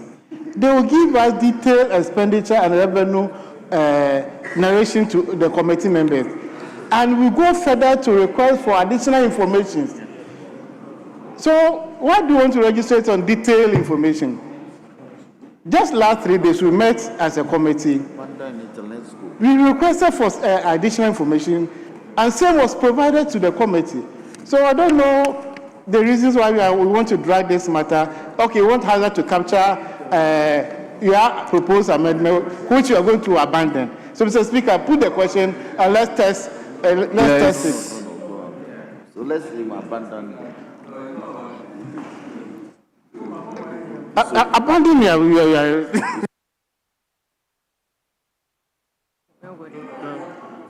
Yes, honorable member, let me hear you.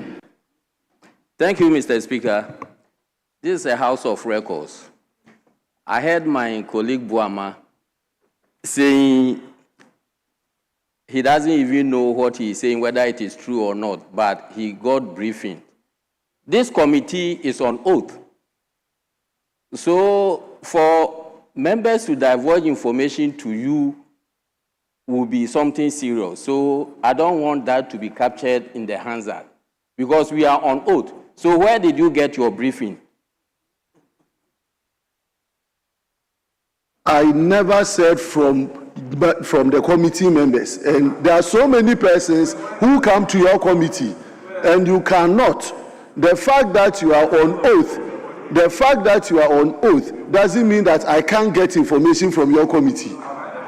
So please, members, let me put the question let's be guided. on the proposed amendment by Alexander Kwamina Afenyo Makin, moved by Honorable Buama on his behalf. Those in favor say aye. Those against say no. The amendment is not carried. Now, proposed amendment XIV, standing in the name of the chairperson of the committee.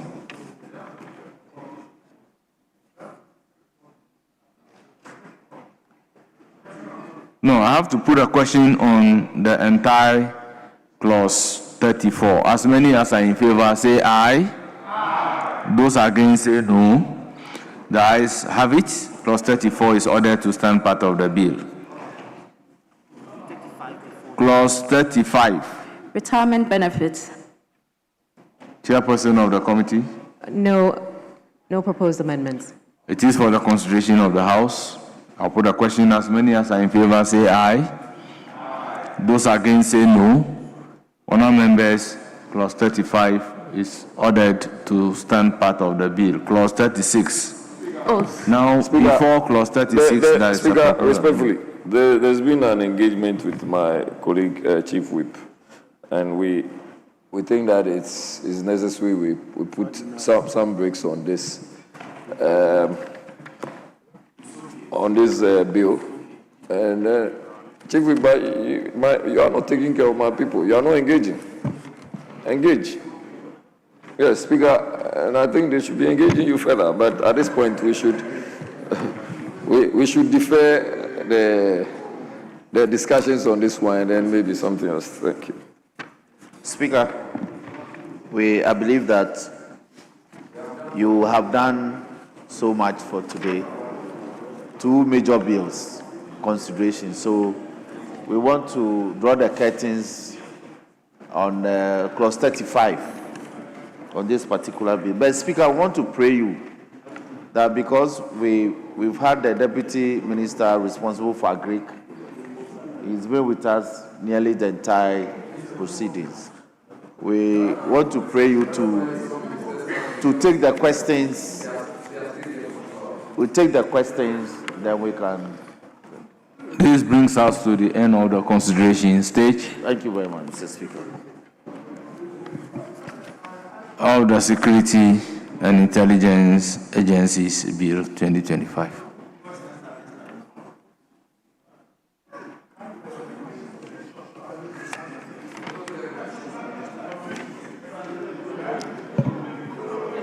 Honourable members, question time. May I ask the Minister to take the designated seat as I call on Honorable Richmond Adam Kofi Potosu to ask question number 398. Honorable member, you have the floor.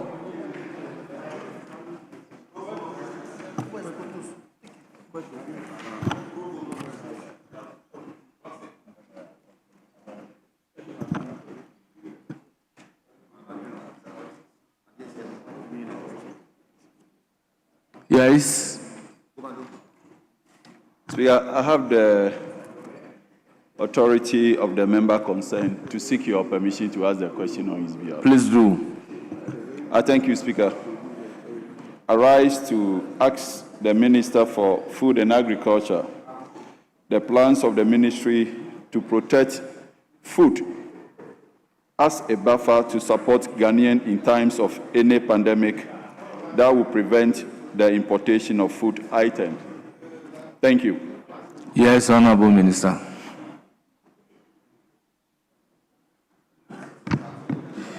Thank you, Mr. Speaker. Mr. Speaker, the national buffer stock for the first time in our history as a country has been resourced to procure food for emergency services. Mr. Speaker, procurement is currently underway, and this is to provide food buffer for emergency purposes. Thank you, Mr. Speaker. Any supplementary question? Speaker, that will be all. Thank you. Yes. Mr. Speaker, the minister indicates in his answer that for the first time in our history, the country has been resourced to procure food for emergency. I would like to find out from the minister how much has been made available for this procurement of food items. You are talking in terms of money. File Yes. a new question. Oh. Minister, resume your seat.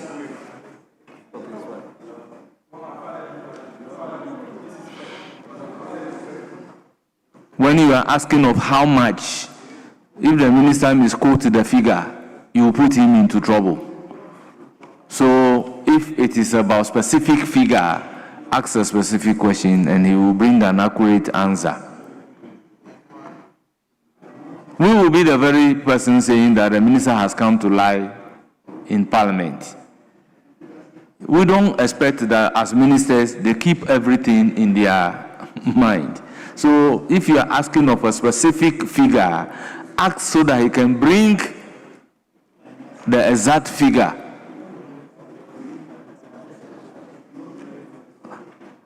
Yes, Honorable Jerry Ahmed. Speaker, the minister says that this procurement is currently underway.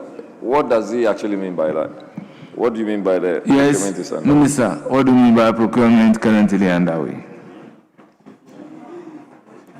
Thank you, Mr. Speaker. Procurement is currently underway means that procurement from the farmers in terms of maize, rice, and so on and so forth is currently being procured from the farmers for storage. Thank you, Mr. Speaker. Yes. Speaker, how is this procurement undertaken? How is it being undertaken? Yes.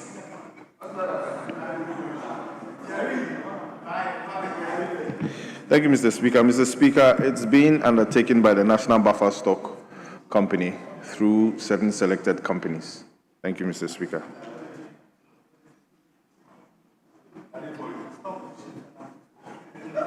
Yes. Speaker, I was trying to find out the procurement procedure or process. Is it single sourcing or selected or competitive? Please file a new question. Speaker, Speaker, this is procurement.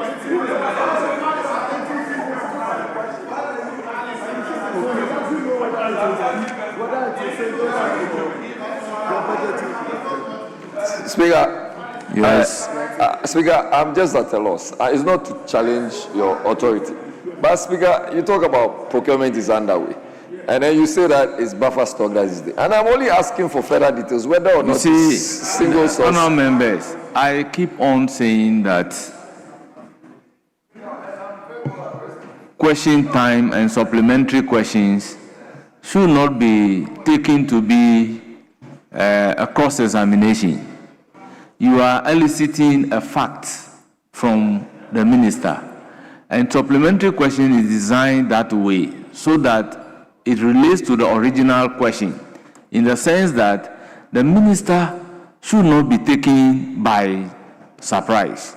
And nobody is a master of all knowledge that when you are sitting as a minister, everything is within your head.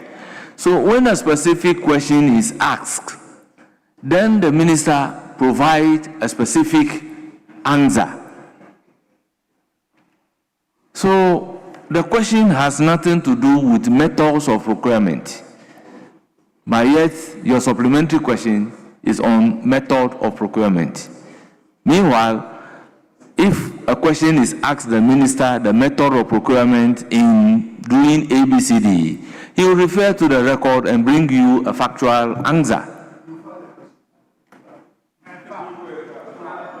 Speaker, Speaker, I know that you're coming under Order 89, and you are right in this posture. But Speaker, that is also a problem. We may have to look at Order 89 again. Because you see, what it then means is that ministers will just come and answer questions. And you cannot probe further.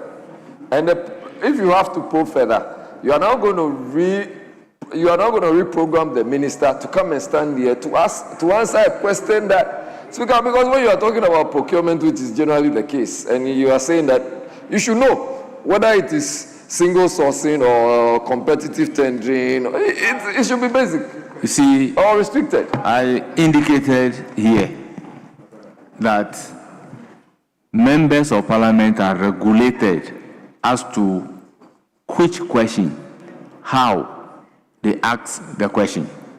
But unfortunately, the ministers are not regulated as to how they answer the question.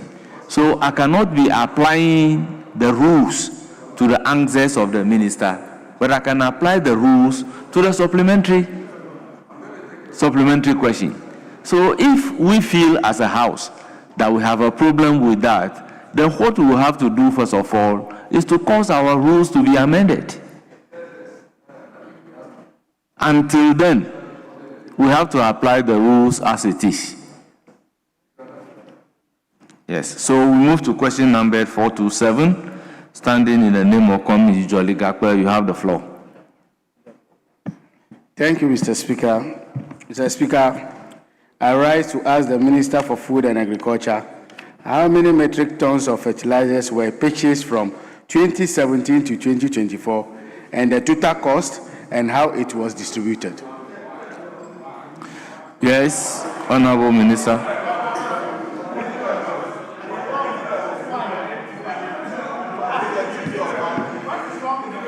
Thank you, Mr.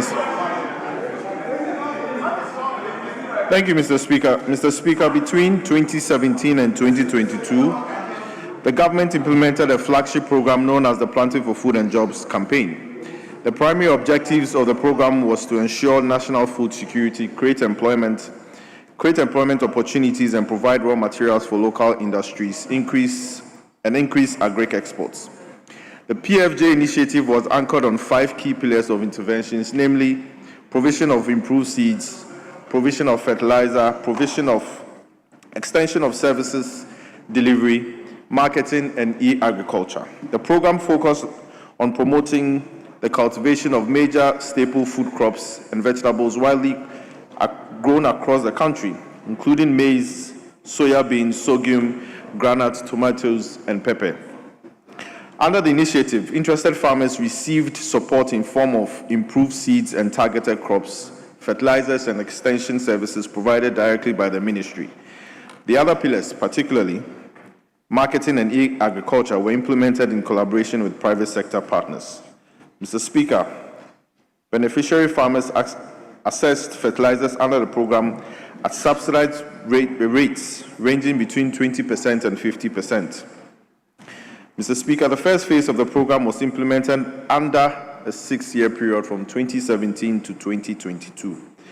The quantity of fertilizers distributed and corresponding amounts paid under the program are presented in Table 1 below. 2017, 121,000.01. The amount paid was 212,842,042.02.50. In 2018, the quantity distributed was 247,039. In 2019, the quantity distributed was 286,355. In 2020, the quantity distributed was 422,000 258. In 2021, the quantity distributed was 239,096. In 2022, 71,982. In total, you had 1,315,748.44 metric tons. The total amount between 2017 to 2022 was 1,998,546. 537.00. Mr. Speaker, under the program, private fertilizer companies were engaged through a competitive bidding process to supply fertilizers to farmers. These companies contributed the inputs to beneficiary farmers through their established networks of distributors and retailers across the country. Payments to participating fertilizer companies were made strictly based on the quantities of fertilizers actually supplied to the farmers under the program. Fertilizers were imported by companies specifically for the PFJ, but not distributed to farmers who were not eligible for payment. Mr. Speaker, the fertilizer subsidy program under the Planting for Food and Jobs initiatives was reviewed after 6 years of implementation, PFJ2. The review resulted with the introduction of the input credit system or scheme. Under the input credit scheme, farmers received farm inputs for production on credit through designated aggregators. The farmers were expected to repay the cost of inputs in kind with farm produce after harvest. Mr. Speaker, the quantities of fertilizer distributed under the input credit scheme, together with the associated expenditure, are presented in Table 2 below. In the year 2023, the quantity distributed was 57,300. 2024, 36,990. In total, 74,290. And the total amount paid between 2023 to 2024 is 970,683,920. Thank you, Mr. Speaker. Any supplementary question?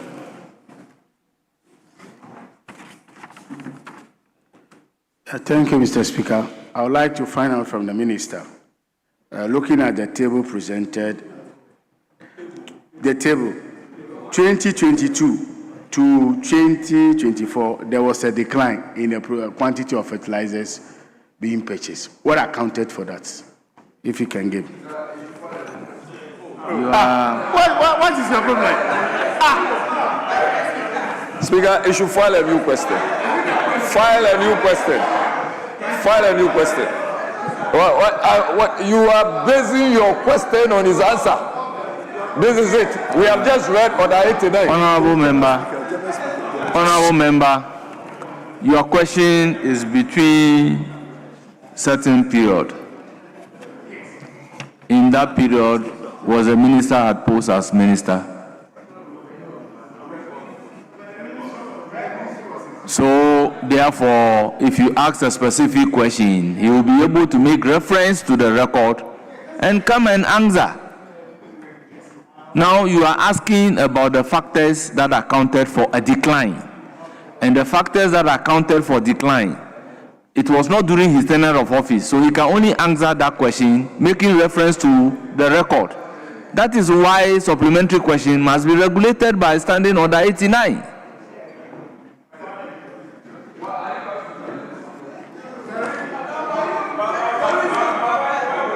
Yes, let's finish with the member asking the question before, unless you are... Yes, do you have any further questions? Mr. Speaker, in running the ministry, liabilities and assets, I don't have a problem with that, but what I'm telling you is that let's take it that you are not a minister within the period 2022 to 2024.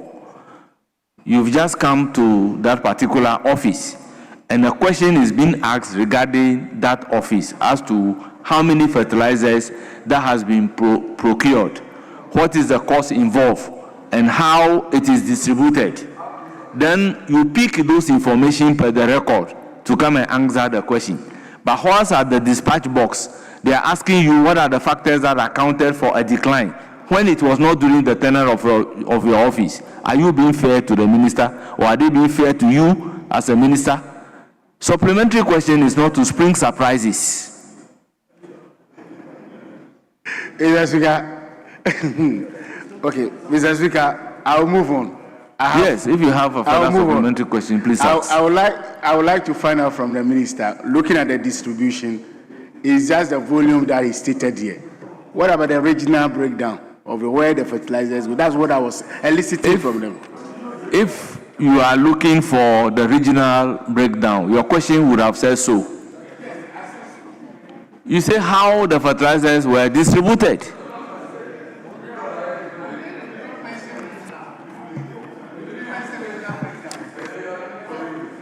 I think the honorable member doesn't have any further supplementary. So, Richard Achampon, let me hear you.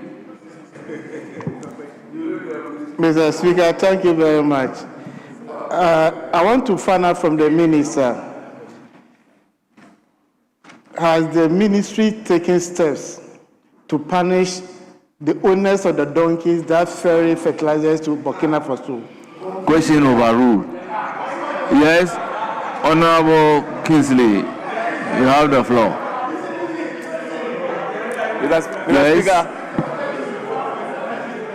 Mr. Speaker, we always take a cue from you, and a cue from you when you always quote 887 or so.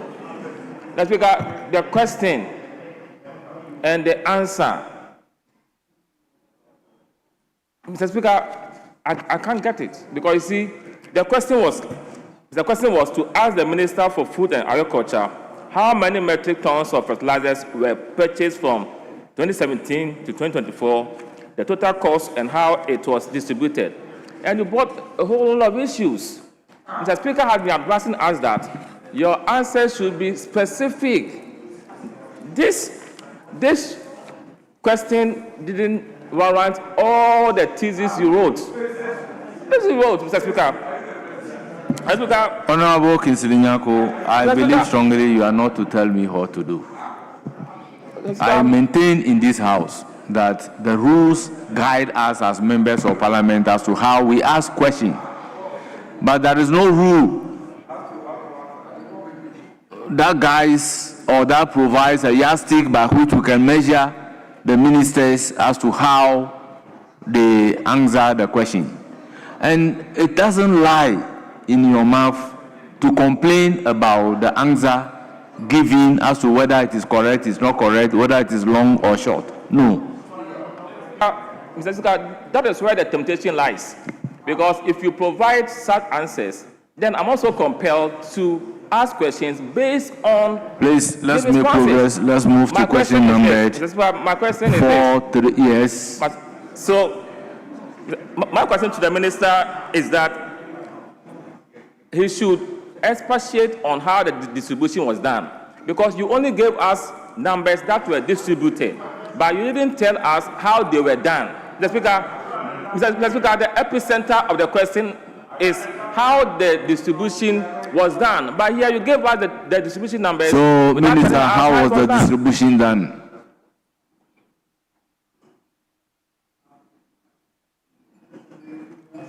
Thank you, Mr. Speaker. Mr. Speaker, if you read through, or if my colleague was listening to what I said, we said that the distributed fertilizers were given to the farmers. And every year, according to the table, we have the number of metric tons that were distributed, and we went directly to the farmers. Thank you, Mr. Speaker. Honourable members, I think we should move to question number 432, also standing in the name of Honourable Jijoli Gakwe. Mr. Speaker, thank you very much for the opportunity once again. I rise to ask the Minister for Food and Agriculture how many tractors were imported from 2017 to 2024 and how they were allocated across the country. Yes, Honourable Minister. Thank you, Mr. Speaker. Mr. Speaker, 659 tractors were imported by the ministry from 2017 to 2024. These tractors included Mercy Ferguson, Vulture, New Holland, and LS Plus imported under the Brazil More Food Program, and Cabro Impact tractors from Czech Republic. Mr. Speaker, they were allocated through the receipt of application letters from interested farmers and stakeholders across the country, and upon satisfying the terms and conditions of allocation letters. Mr. Speaker, the mode for allocation of the tractors and the implements specifically was through advertisements of the sale of the tractors and other agric machinery in national newspapers that requested for interested farmers and stakeholders to apply for the purchase. Thank you, Mr. Speaker. Any supplementary question? Yes, Mr. Speaker, thank you very much. In the provision of the answer, the minister mentioned about the sale in terms of money. I would like to find out from the minister, have they recovered all the money? Please. Honorable members, your question is how many tractors imported and how they are allocated across the country. Any question regarding price, file a specific question. Mr. Speaker, well gathered, I will file another question. Very well, very well. Honourable members, let's move to question numbered 681, standing in the name of Honourable Emmanuel Kofi Intakuni, Pro West. Thank you, Mr. Speaker. I rise to ask the... Yes, you have the floor. Thank you, Mr. Speaker. I rise to ask the Minister for Food and Agriculture the plans the ministry has for the establishment of a farmer service center in Pro West constituency, considering that the constituency typically runs on an agrarian economy. Yes, Honourable Minister. Thank you, Mr. Speaker. Mr. Speaker, the ministry, as part of efforts to improve farmers' access and utilization of appropriate farm machinery and equipment for the agricultural production and increase productivity whilst reducing drudgery, is in the process of establishing 58 farm service centers in agricultural districts under the first batch of FSCs. Mr. Speaker, the site selection is ongoing into taking account. Mr. Speaker, the site selection is ongoing, taking into account priority commodities, production levels, existing agricultural machinery population, amongst others. Mr. Speaker, in the medium term of the Feed Ghana program, farm service centers will be established in all agrarian districts. And Mr. Speaker, is noted that this Saturday will be cutting salt for the first farm service center in the Farm Plains. Thank you. Any supplementary question? No, Mr. Speaker. Thank you. Honourable member, this is a constituency specific. We'll move to question number 714, standing in the name of Honourable Anthony Imie, Member of Parliament for Odotobri. Thank you, Mr. Speaker. I rise to ask the Minister for Food and Agriculture what irrigation and mechanization interventions the government has implemented or planned for Amansia Central District to improve agricultural productivity and food security.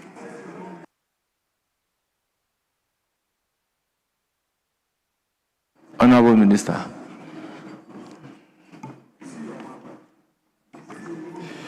Mr. Speaker, the ministry has begun preparation to roll out the farm service centers across the country, especially in all agrarian economies. And Amansia Central District will have its own fair share of this intervention. Again, Mr. Speaker, immediately the ministry will deploy some of the water pumps seized from the Galamsey sites to Amansia Central District to support farmers' activities, and also alongside solar-powered irrigation schemes which Ghana Irrigation Development Authority is currently piloting, and that will be deployed as soon as possible. Thank you, Mr. Speaker. Any supplementary? Yes, Mr. Speaker. Mr. Minister, can you indicate or provide timelines and specific locations for your intended projects within the district? Yes, Minister.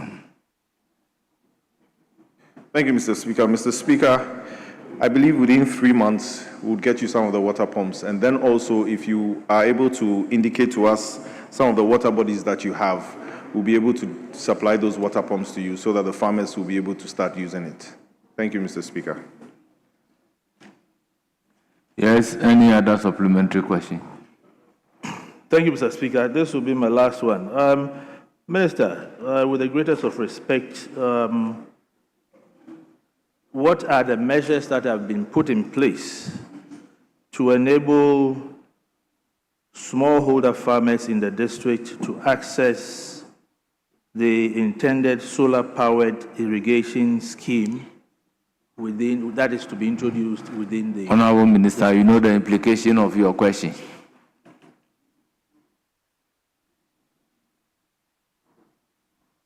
You know the implication of your question. You are violating the rules. So take note accordingly.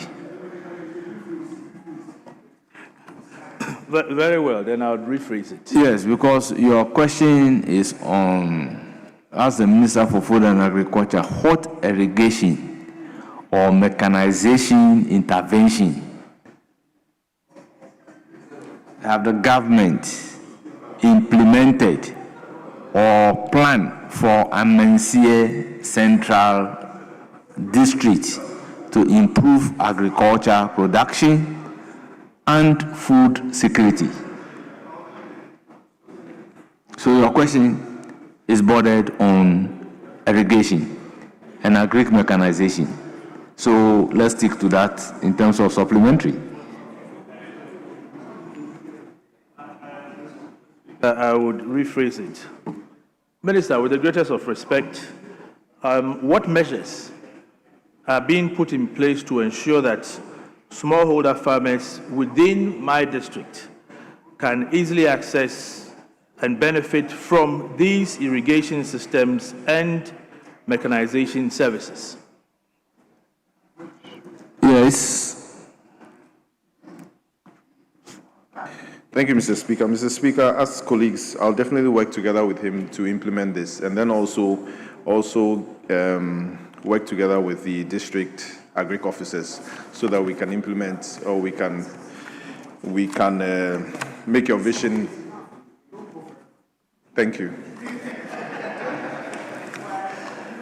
Honorable members, today we have sat in excess of 5 hours.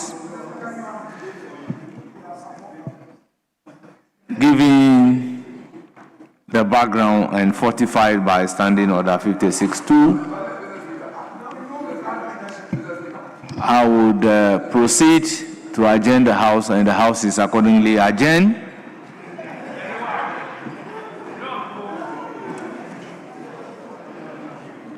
Till 18th day of March 2026 at, yes, Chief Whip, what time? Midday, Mr. Speaker. 12 noon.